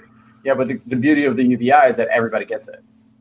So even if you make $1 million a year, yeah, here's your $1,000 a month. It means nothing to you, but it means something for who it's intended for. And there's a lot less millionaires than there are fucking people that actually can benefit from it. So it's like people always, because like in the industry that I'm in, and we have to deal with a lot of people who handle WIC payments and shit like that. I think I've spoken about this before, but I don't care if 6 people steal WIC or abuse their WIC or SNAP for $10,000 a month, because there's millions of dollars a month that are going to fucking kids who are fucking hungry. You know what I'm saying? Like, so if that's the trade-off, then I'll take it. Like, yeah, fully flat. Like that does not. I lose no sleep over people abusing the system. If people are abusing the system, that's the system's fault. Like, you got to have tight rules in place. Like, if we were talking about fucking GMing before, so if I fucking set it up where I let this motherfucker have a Goliath barbarian with a great sword that crits from, and he every point that he levels up, he puts it into his crit expander, and now he crits from 15 to 20 with 4 attacks. Like, that's on me because I didn't set up the system correctly. And I think the UBI kind of changes the rules to nerf some of the more powerful characters in the game of America. Because you can't just, and then everyone keeps talking about inflation if you start a UBI or anything like that. Well, I mean, you can be the one guy that ups everything that he sells by $1,000, and then someone's going to do it for $9.99, someone's going to do it for $900, and someone's going to do it for $800, and then you know what I'm saying, it's going to level out where it's not going. Things might cost a little bit more, but you're not going to be able to just price gouge everybody. If everybody has that same amount of money, you can't just price gouge it because people won't pay it. Yep. It doesn't, and that's economics. If everybody has more money, then I'm like, yeah, but if everybody has more money, like when everybody got that Obama stimulus check, everything didn't go up $600 for 2 months. That's not what happens. Yeah, well, and that's why the best way to help the economy is to give the poor people more money, because they're going to spend it on things in their local community. Yep. So it's going to be more money circulating in the communities that have the least money to begin with. Yeah, and why do they have to be greedy and hike up the prices? They're going to get more sales because there's more money for people to buy shit. There's more customers available to you now. Yeah. It's like, isn't that fucking good enough? So that's what I'm saying. Like, I don't think a lot of business owners are just going to instantly say, and now that UBI has been in play and implemented, everything is now, oh, what is that, a bottle of water you want? That bottle of water will cost $1,020. Yeah. Well, no, I'm not buying that. Like, what are you, fucking crazy? Like, no one's going to do that. Well, no one's going to pay that. Like, I'm not giving all of my UBI to you. You're going to have to fucking earn it.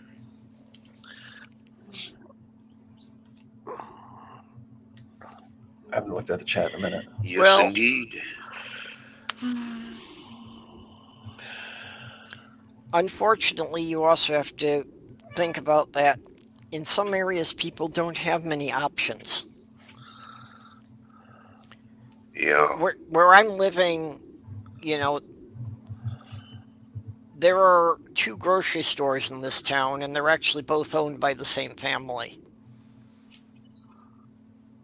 So there literally is no competition there.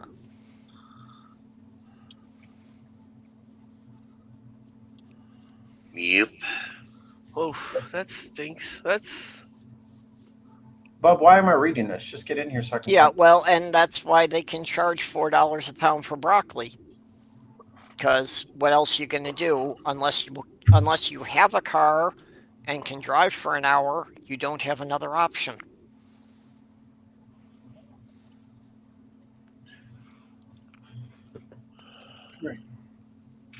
Come here, Dexter. No, he doesn't want to come over here. He wants to meow, but doesn't want to jump up here. He'll figure it out. And especially like in poor, medium to large size cities, like Detroit and Baltimore, St. Louis, you don't have a ton of grocery stores around. So like that whole food desert thing, which I thought was the most asinine, ridiculous thing I had ever heard of, is legit, because then like I went back to St. Louis, where I'm from, went back to my old crib just to show my girl where I used to be. And I was like, oh yeah, and then the grocery store's right here. So oh yeah, I know a couple of neighborhoods in Minneapolis that they don't have anything more than a 7-Eleven. or a Shell or something like that sells milk, eggs, and Slim Jims. Yeah. Yeah, they don't have any place that people can really, like do their grocery shopping for the whole week. Right. Which is cheaper and healthier and just better.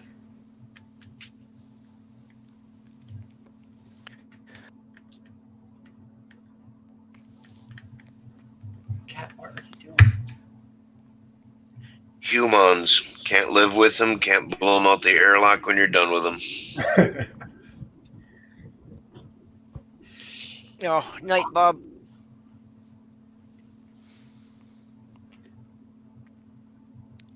Oh. Yeah. I don't know. Do we have an airlock in the dome? Can we just blow everybody off the planet? I'll go up there and make one. Stop climbing me, big guy. I forget which channel I was watching, but they made a video about sending somebody into putting someone on a rocket and sending them into the sun just takes so much more energy than it's worth. Like you could find so many other ways of doing that are much cheaper. Now, see, I don't quite get why it would take so much energy to send something into the sun if you don't care how long it takes to get there. Oh, maybe basically all you have to do is put it up there in an unstable orbit, and in a few years it'll get pulled in. It'll get there eventually. Put solar panels on it. It's flying toward the sun, man. Yeah. Faster and faster. Well, I know that it had been proposed as a way to get rid of nuclear waste, but not really very practical just because of how much it costs even just to get something up into orbit. That's what they were talking about, nuclear waste, sending it into the sun, because it's nuclear anyway. And it's not cost effective. I'm like, Are you sure? Not really, no. Can we try? And that's like mass we're throwing off of the Earth that we're not getting back. And it'd be better to come up with some way of breaking it down or something and getting rid of the radioactivity. I wonder if there is some way that we can develop to, get rid of the radioactivity so we can use the material again. I know that we got to recycle everything on Earth. I know that they switched to thorium, and that's supposedly like way better. And then like the half-life is like a mere percentage of what it is. Yeah, it's down to a couple of 100 years instead of 50,000 years. Right. Yeah. So we kind of just started off on the wrong foot and built a bunch of reactors in accordance to that. Well, and I think that with the thorium cores that there is something of a way that they can kind of recharge them. That's dope. Kitty, you are climbing. And I think with the thorium, there is no possibility of like a nuclear explosion. Like if an event happens, the reaction stops, so it's not ever going to be like a major like I don't think you can even make a nuclear bomb out of it.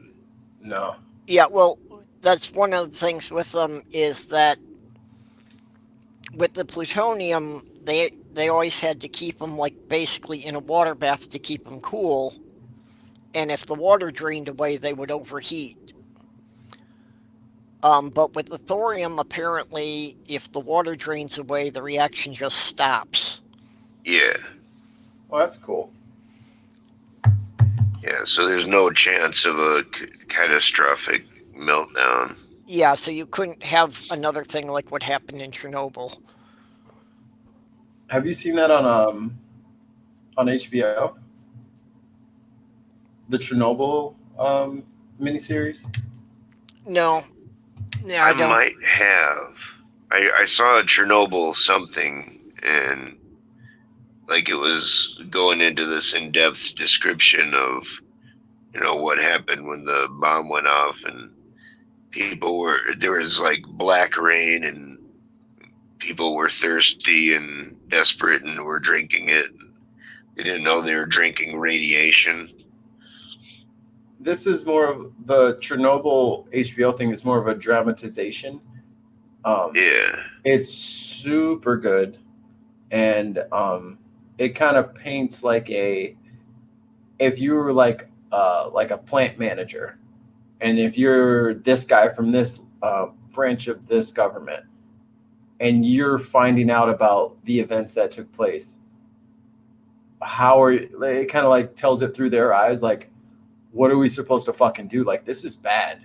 Like, this this could destroy a lot of, like, hundreds of thousands of people, millions of people. This could hit the fucking water table. Like, we need a solution like now. And it's edge of your fucking seat. I'll tell you that. Even though you already know what happens. But I don't know. It was really good. I'm on episode 4 or 5. I've been kind of saving it for like a rainy day to finish it off. Yeah, no, I haven't seen that series, but I've seen a lot of documentaries that I've looked at from a lot of different angles. And with them bringing in the miners and shit to dig the like extra shielding for underneath the reactor plates and shit like that. I don't know. It's one of those shows where it's kind of just a really long movie, and then throughout the whole thing, everybody is just so good in it. Like, everyone is 1,000,000% believable. Like, you're there. You're fucking in Chernobyl, Russia. Like, you're there.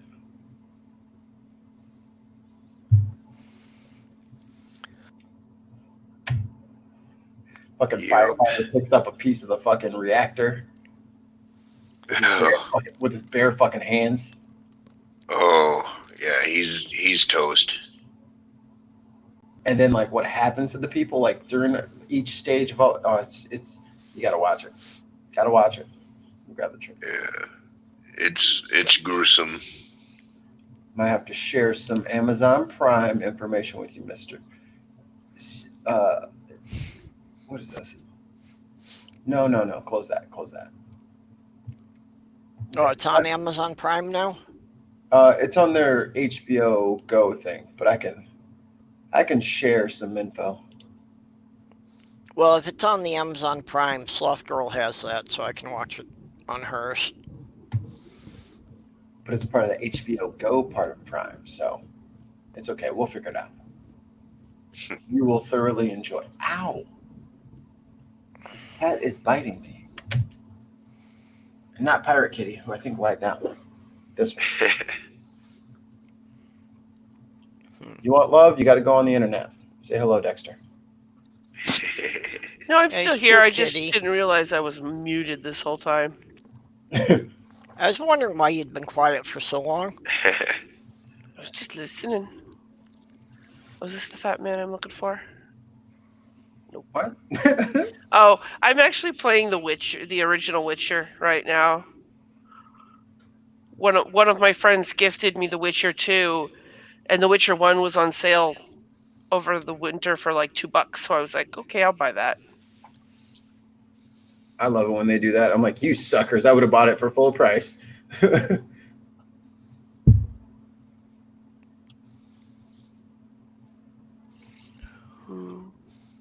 Yeah, I don't do computer games really either.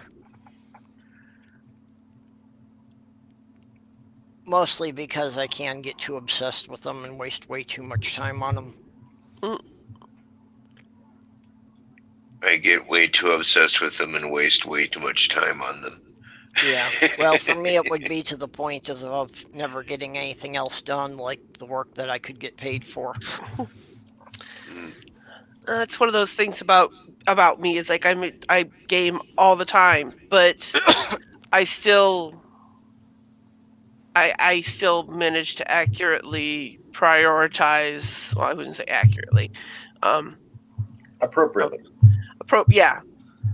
I'll allocate my time. Like if I might be in the middle of a really intense quest, but 4:30 in the morning comes up and I'm saving and shutting down. Hey, Jenny. Jenny from the block. Yeah, it's one of my biggest problems. Hi, is that I don't want to interrupt. I want to listen, catch up, see what's going on. How you doing? Hello. I'm okay. I'm okay. What does this game count as wine? Grapes, very old grapes in a bottle.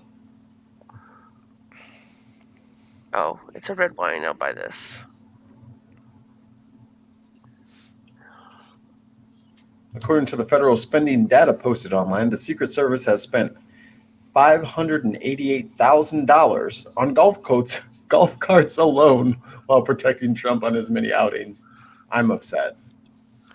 Well, yeah, especially since so much of that's been at Trump's own resort, so the money's gone back to his family. That's convenient. Yeah, every time he goes down to Mar-a-Lago, that, paying for the rooms for the Secret Service and everything, he's collecting the money for that. So what are you guys That's talking not about? a conflict of interest. That's not sweetening the purses from the government coffers. Yeah.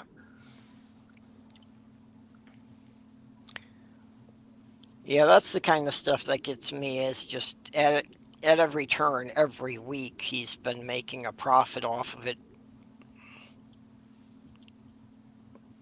Yep.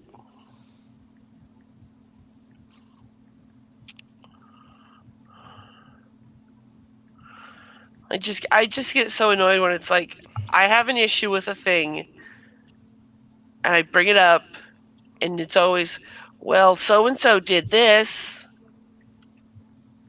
And I'm like, we're not talking about so-and-so.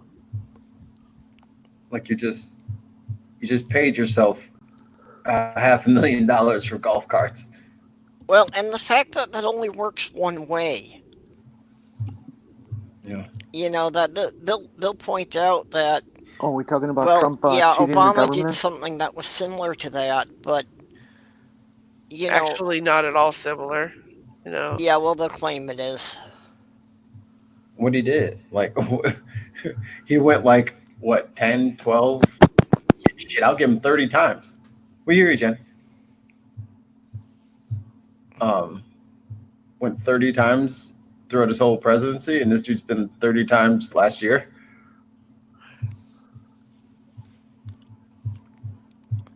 Eight years versus 1 year. It's kind of strange to me. Oh yeah. Yeah, it was less than his first year that Trump had used up a bigger budget than Obama had his entire term.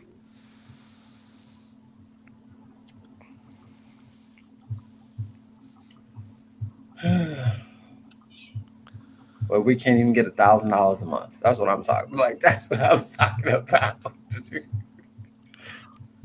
If people are going to be eating off the fat of the land, can I get a sniff? I am wondering what's going to happen when he gets out of office. And I am seriously wondering if he isn't going... What's that, Jenny? I'm sorry, that just really tickled me. Why can't I get a sniff thing? Just let me get a little bit. I am actually wondering when he gets out of office if he's going to wind up having to flee the country. He can try. Because there's like at least 17 states attorney generals that have suits pending against him, not to mention all the sexual harassment suits. Yeah, Southern District of New York is waiting on him. Yeah. They are waiting on him. Well, and the IRS is going to go after him. Yo, I just realized something. Can we see his tax returns yet or no? Like, where now can we see them? No. Come the fuck on. No, he's never released them. Somehow he's managed to keep them covered up.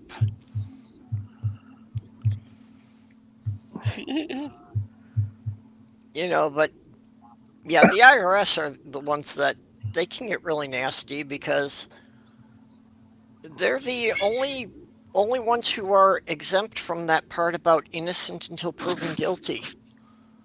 If the IRS says you owe them money, then you have to prove otherwise.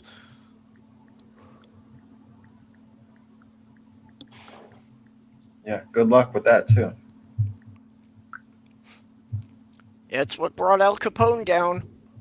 That's what gets The all FBI couldn't get him, but the IRS did. What's that P.T. Barnum quote? You can fool some of the people some of the time, some people all the time, but you can't fool everybody all the time. Yeah, I think they credit that to him. I've heard that credited to a number of different people, so I don't know who said it first. Who's the OG on that one?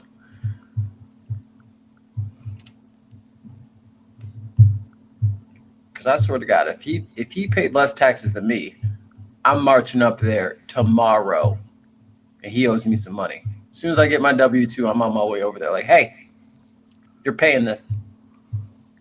No, get your checkbook out. You're paying this. Secret Service, stand down. I just need him to give me a check, and then I will be on my way. But I have a conspiracy theory that he's like broke, like really broke, which is why he does the things that he does. Like the whole I have thought that same thing. Like the whole I'm worth $10 billion thing. If you're worth $10 billion and you're 71 years old, why are you running for president? Well, that was all about his ego anyway. Right, but he had a TV show. Yeah. Why wouldn't he just like make a new TV show? You know what I'm saying? I think because being president was power. I don't know that he's ever believed in power though, because he's never really run for office before. You know what I'm saying? If power was his thing, then he would have tried to be mayor of New York. Like with his ego, he would have definitely tried to be mayor of New York, but he never did it. As president, he got to kill a guy. And then look how that worked out. Well, I'm not saying he's an idiot or he's an intelligent, genius, intelligent. He wouldn't have been able to do that without being president. Yeah, why not? And why not just reach higher and higher? If his ego says he can be a leader of a company or leader of a state, he thinks he can be leader of an entire country. And the more people have, the more people think they deserve. So somehow he thinks he deserves to be president. Well, and mostly I think it's with his ego that it's about being popular. Hey, Davros. Like I get the need for attention thing. Right. Like that makes sense to me. Like someone wanting attention, I get that. But then if you have $10 billion liquid, $10 billion. You kind of don't care about those things anymore. You know what I'm saying? Like you just kind of do whatever the hell you want. Like why would you get a job? A normal brain wouldn't. I don't think we're dealing with a normal brain. Because think about this. Because he tried to get a basketball team, they said no. He tried to get a football team, they said no. He has tried a million ways from Sunday to be a prominent figure. He found a way to own the Miss America pageant. I don't know if he still owns it. They don't even have. They're a shell of what they used to be, and they've been totally reformed since he stepped down. You know what I'm saying? Like they're not even remotely close to the same thing anymore because of him. Yeah, being mindful said he's had 500 businesses, and I think about 300 of them failed. That's what you filed bankruptcy on a casino. Yeah. How do you a bankrupt a literal- casino? That's It's just a casino. They just give you money. They literally ask you to open the door so they can give you money. And you fuck that up? I don't think he's got anything left. Like, if you have $10 billion, why are you making deals with Deutsche Bank? That's backed by Russian banks. Like, you know what I'm saying? Like, if you have these things, you don't have to use all these weird channels. You know what I'm saying? You don't have to file for bankruptcy all the time. You don't have to shaft workers all the time. You don't have to do that. And most of the properties with his name on it now, it's just like a licensing thing, and he doesn't even own the buildings. I don't know. I don't think he's got anything. I think his bank account looks like my bank account. well, and I just wonder about that, especially like with the foreign banks and that. Like, why would he have to go to Deutsche Bank if he had 10 billion? Yeah, well, that's how many people does he owe money to? And yeah, even if all of his assets supposedly were worth 10 billion, how many billions does he owe to other people or, other banks and agencies? And what's his daughter's name? Ivanka? She did some interview. Skinny bitch. She snarky Jenny in the corner. She did some interview talking about how my father is just. I hate the way she talks because it's so bullshit. Yeah, my father just. We were walking down Fifth Avenue and we walked past a homeless guy and he said that guy has more money than me because I owe so much money to so many people. And then like everyone wrote it off because it was like fucking 97 or 98 or something like that. Well, that's kind of ringing true now. That explains a lot of his fucking decision making. If you owe all these people money, you're just trying to come out even on all this. Well, and especially if you're like owing money to somebody like the Russian mafia, who is going to come and kill your family if they're not happy with you. And he talks shit about every world leader on Earth, except one of them. Yeah. And all of the Russian banks are run through Putin, so I guess to keep Putin quiet from maybe airing his dirty laundry. Well, Putin, and, he's still chummy with the royal family of Saudi Arabia. Which are a bunch of monsters, in my opinion. Yeah. Bunch of monsters. I don't know. I know some rich people. I don't know uber rich people like that. They don't move like this. And if they've been rich their entire lives, they definitely don't move like this. Well, I was watching something that said, rich people don't. Trump acts how poor people think a rich person should act, Right. Versus how a real rich person actually acts. Mm-hmm. Like, rich people aren't actually out there. Like, rich people with class aren't out there flaunting their money and having gold toilets and all this, that, and the other. I think it's a show. I think he's trying to give off the impression that he's rich. Mm-hmm. I ain't buying it. Well, that he's trying to convince everyone that he's a success. Yeah. And, clearly he has just a very deep-seated need for that.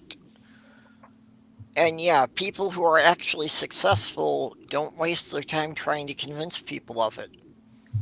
You don't see Bill Gates or Warren Buffett behaving like that. Mm-hmm. Well, those are people who've actually had jobs, so they know the worth of money. Yeah. Like, talks like someone who, well, I need to be a billionaire, so I need to say this, and this. Just like, yeah, Kitty, you hit nail on the head. He talks like a poor person pretending to be rich, and not even a particularly smart one.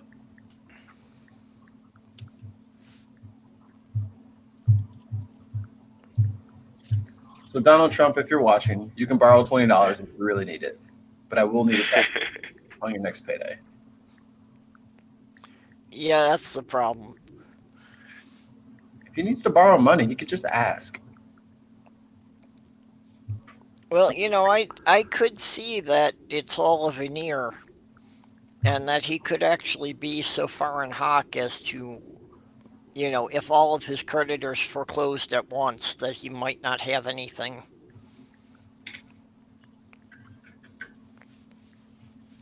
I'm guessing definitely in the red, which is why he went Republican. Yeah, they always operate in the red. I don't know. Like the self-dealing is just so indicative of somebody who doesn't have shit.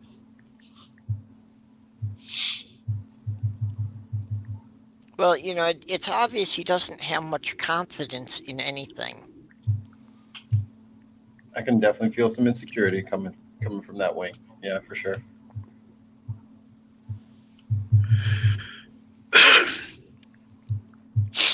12 Monkeys crazy? I guess I don't get the reference. There's a movie called 12 Monkeys. Yeah, I know of the movie. I never saw it, so I don't understand the reference. Me neither. It's pretty weird. A dude keeps going in between two different sort of places. I think 2 different times. It's about a guy that's sent back in time to try and fix the fact that somebody releases a deadly virus onto the world, something like that, and he has to keep jumping back and forth in time, and trying to convince this woman that he's not crazy. Yep. It's been a very long time since I've seen it. Mm-hmm. There's even a series somewhere, isn't there? On Hulu or something. Of that show? Or of that movie? Yeah, they've made a TV series spin-off or whatever. I never saw that though. I'm in.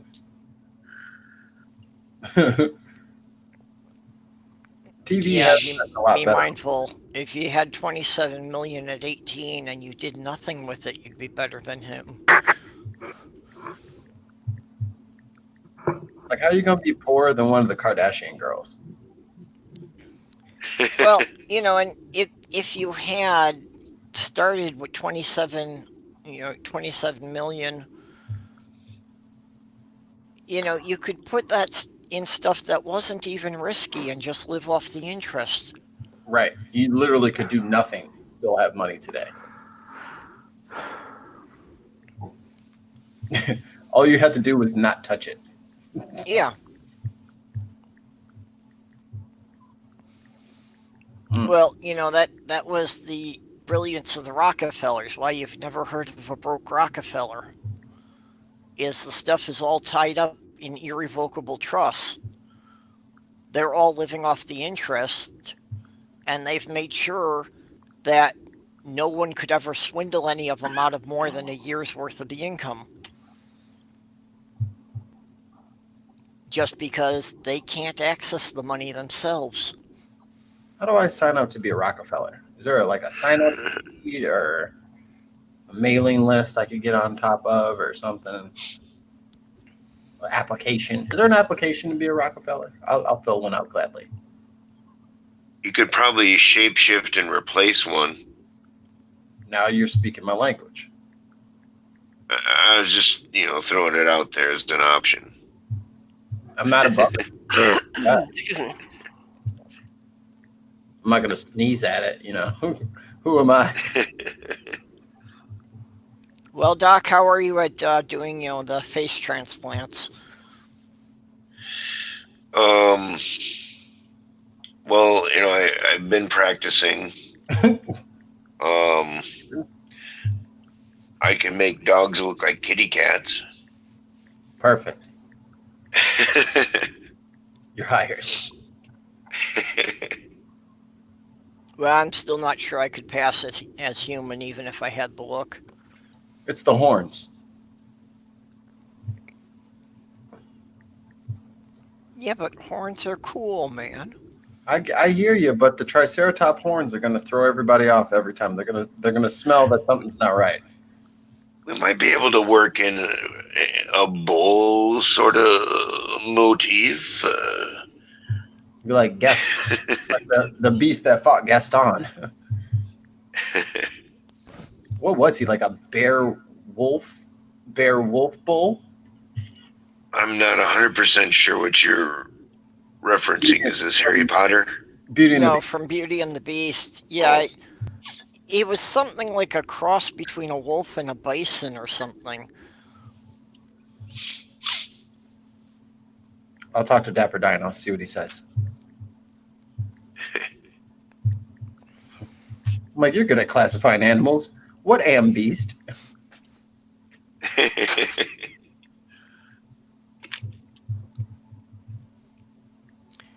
A genetic experiment gone horribly wrong.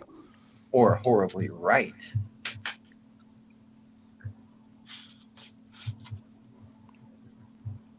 Little cat, get off my table. Get out. I could totally splice some animal DNA. I could totally be a Moravian. Are those people? Moravian? Yeah, named after the movie or book, okay. probably. Dr. Moreau. Yep, Right. Dr. Moreau. Okay.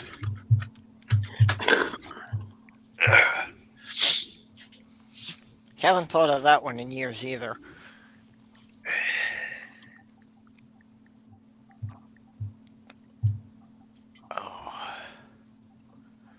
Well, if you could do that kind of stuff, I think that you could really make some serious money. I think there's, a lot of people who would opt for the cat surgery. Oh yeah. Oh kitties yeah, are one. I totally would, and if you could do it, it would become insanely popular very fast. I think. Oh yeah, I'm Well, sure it did would. in Batman Beyond anyway. You know what? That's the thing I was thinking of. That episode of Batman Beyond. That was such a great series of episodes whenever they would pop up. It's a great show. I just can't wait for them to make it live action. That would be very cool. And Would how- it, or would they just ruin it? well, here's how I would want them to do it. Make it live action, but then as soon as the Terry McGinnis character puts his a cowl on and he's Batman, then you flip back to the animated voice. And then you could have whoever wants to be Bruce, but then whatever goes through the radio, it would be Kevin Conroy. So do the new thing, but when the shit hits the fan, go back to the old thing. And then no one can get mad. Yeah, that'll happen with the internet the way it is. I'd buy that for $1. Is that RoboCop? Mm-hmm. RoboCop 1. How do I get to be that guy? That's what I want my life to be. I just want to be that guy.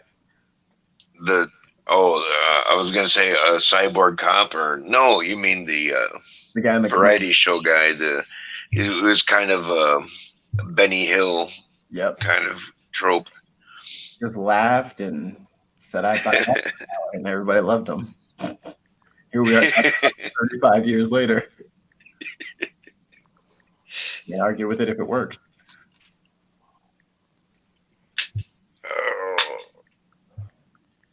Oh. No, Dora, morning's a nasty word to me. That's a 4-letter word. I don't know what morning is. I'm a graveyard shift worker. We don't really exist in the present. We always have one foot in the past and the other foot in the future. Planeswalkers. Time shifters. Remember Sliders? That was a good show. No, Sliders was cool. It was a bad show, but I liked it a whole bunch. It was a little cheesy, but the concept was interesting, visiting alternate timelines and alternative histories.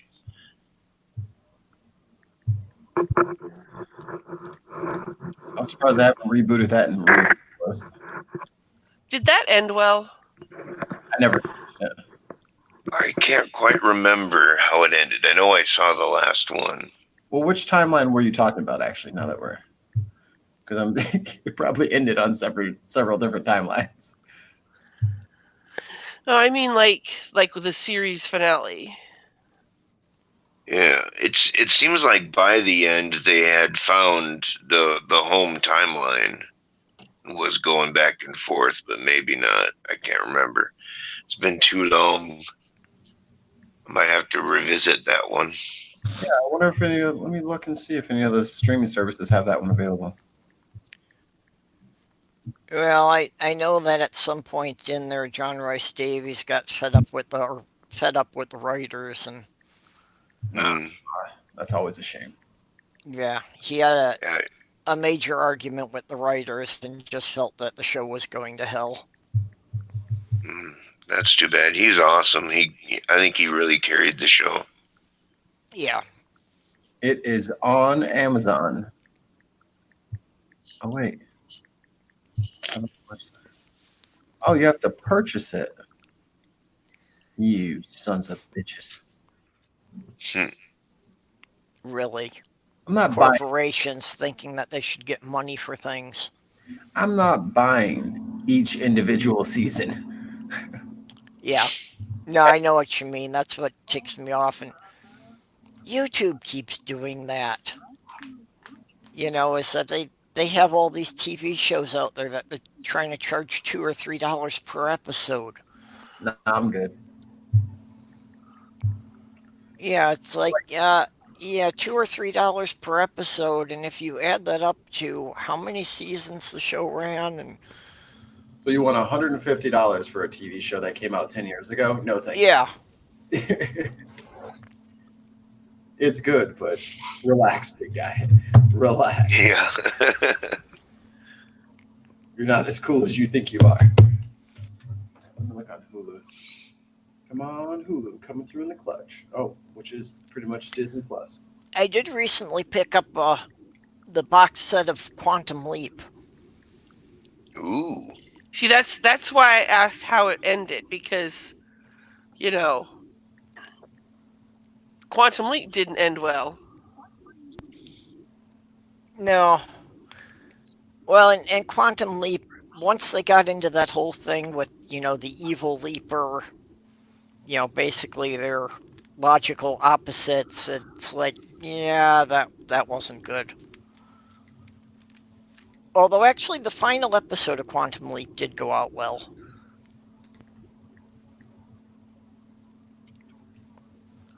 That he never managed to get home, but he kind of, made peace with this was his place and his purpose, and he was okay with that then. You just leap around forever. He could potentially live forever.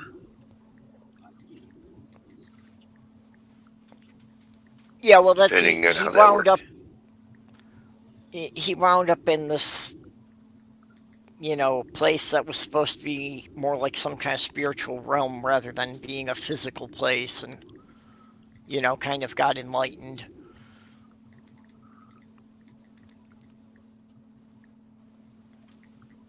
Nope, it's not on Hulu either. Just kidding. Netflix? Running out of services here. They probably cut a deal with fucking Amazon.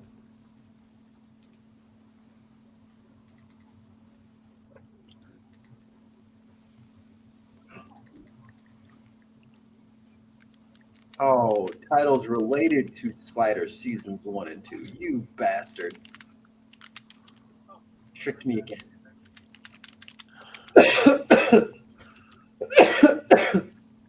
Behind the Curve popped up.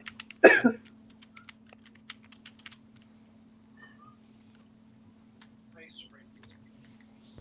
weird.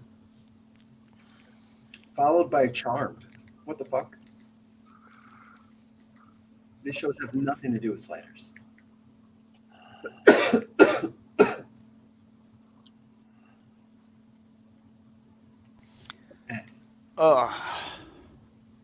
What can one do? Well, I think we're gonna wrap this up here tonight. Mm-hmm. Anybody have anything coming up they want to plug? Not really. Make sure you guys tune in next week when Doc Fearsome is going to DM our campaign. Maybe. I don't know. Well, I actually have something that tomorrow night at 5:30 Central Time, I'm going to be on the Shills show. Nice. Yeah, I don't quite know what they're going to have playing, but it's the point and laugh at stupidity things and tear apart some bad science. Mm-hmm. I will listen on the way home from work.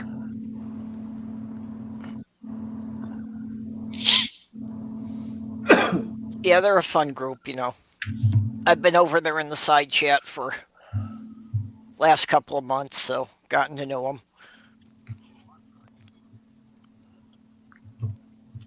Okay, well, anyone else have anything going on? Nope. I've Okay. been slacking on my streaming, so I'll probably be streaming tomorrow. Mixer.com/MikeyFamine. I'll probably be yelling about Trump or Iran and playing Call of Duty. So.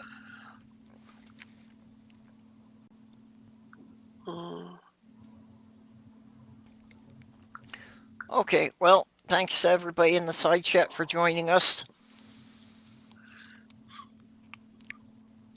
We will catch you all later on.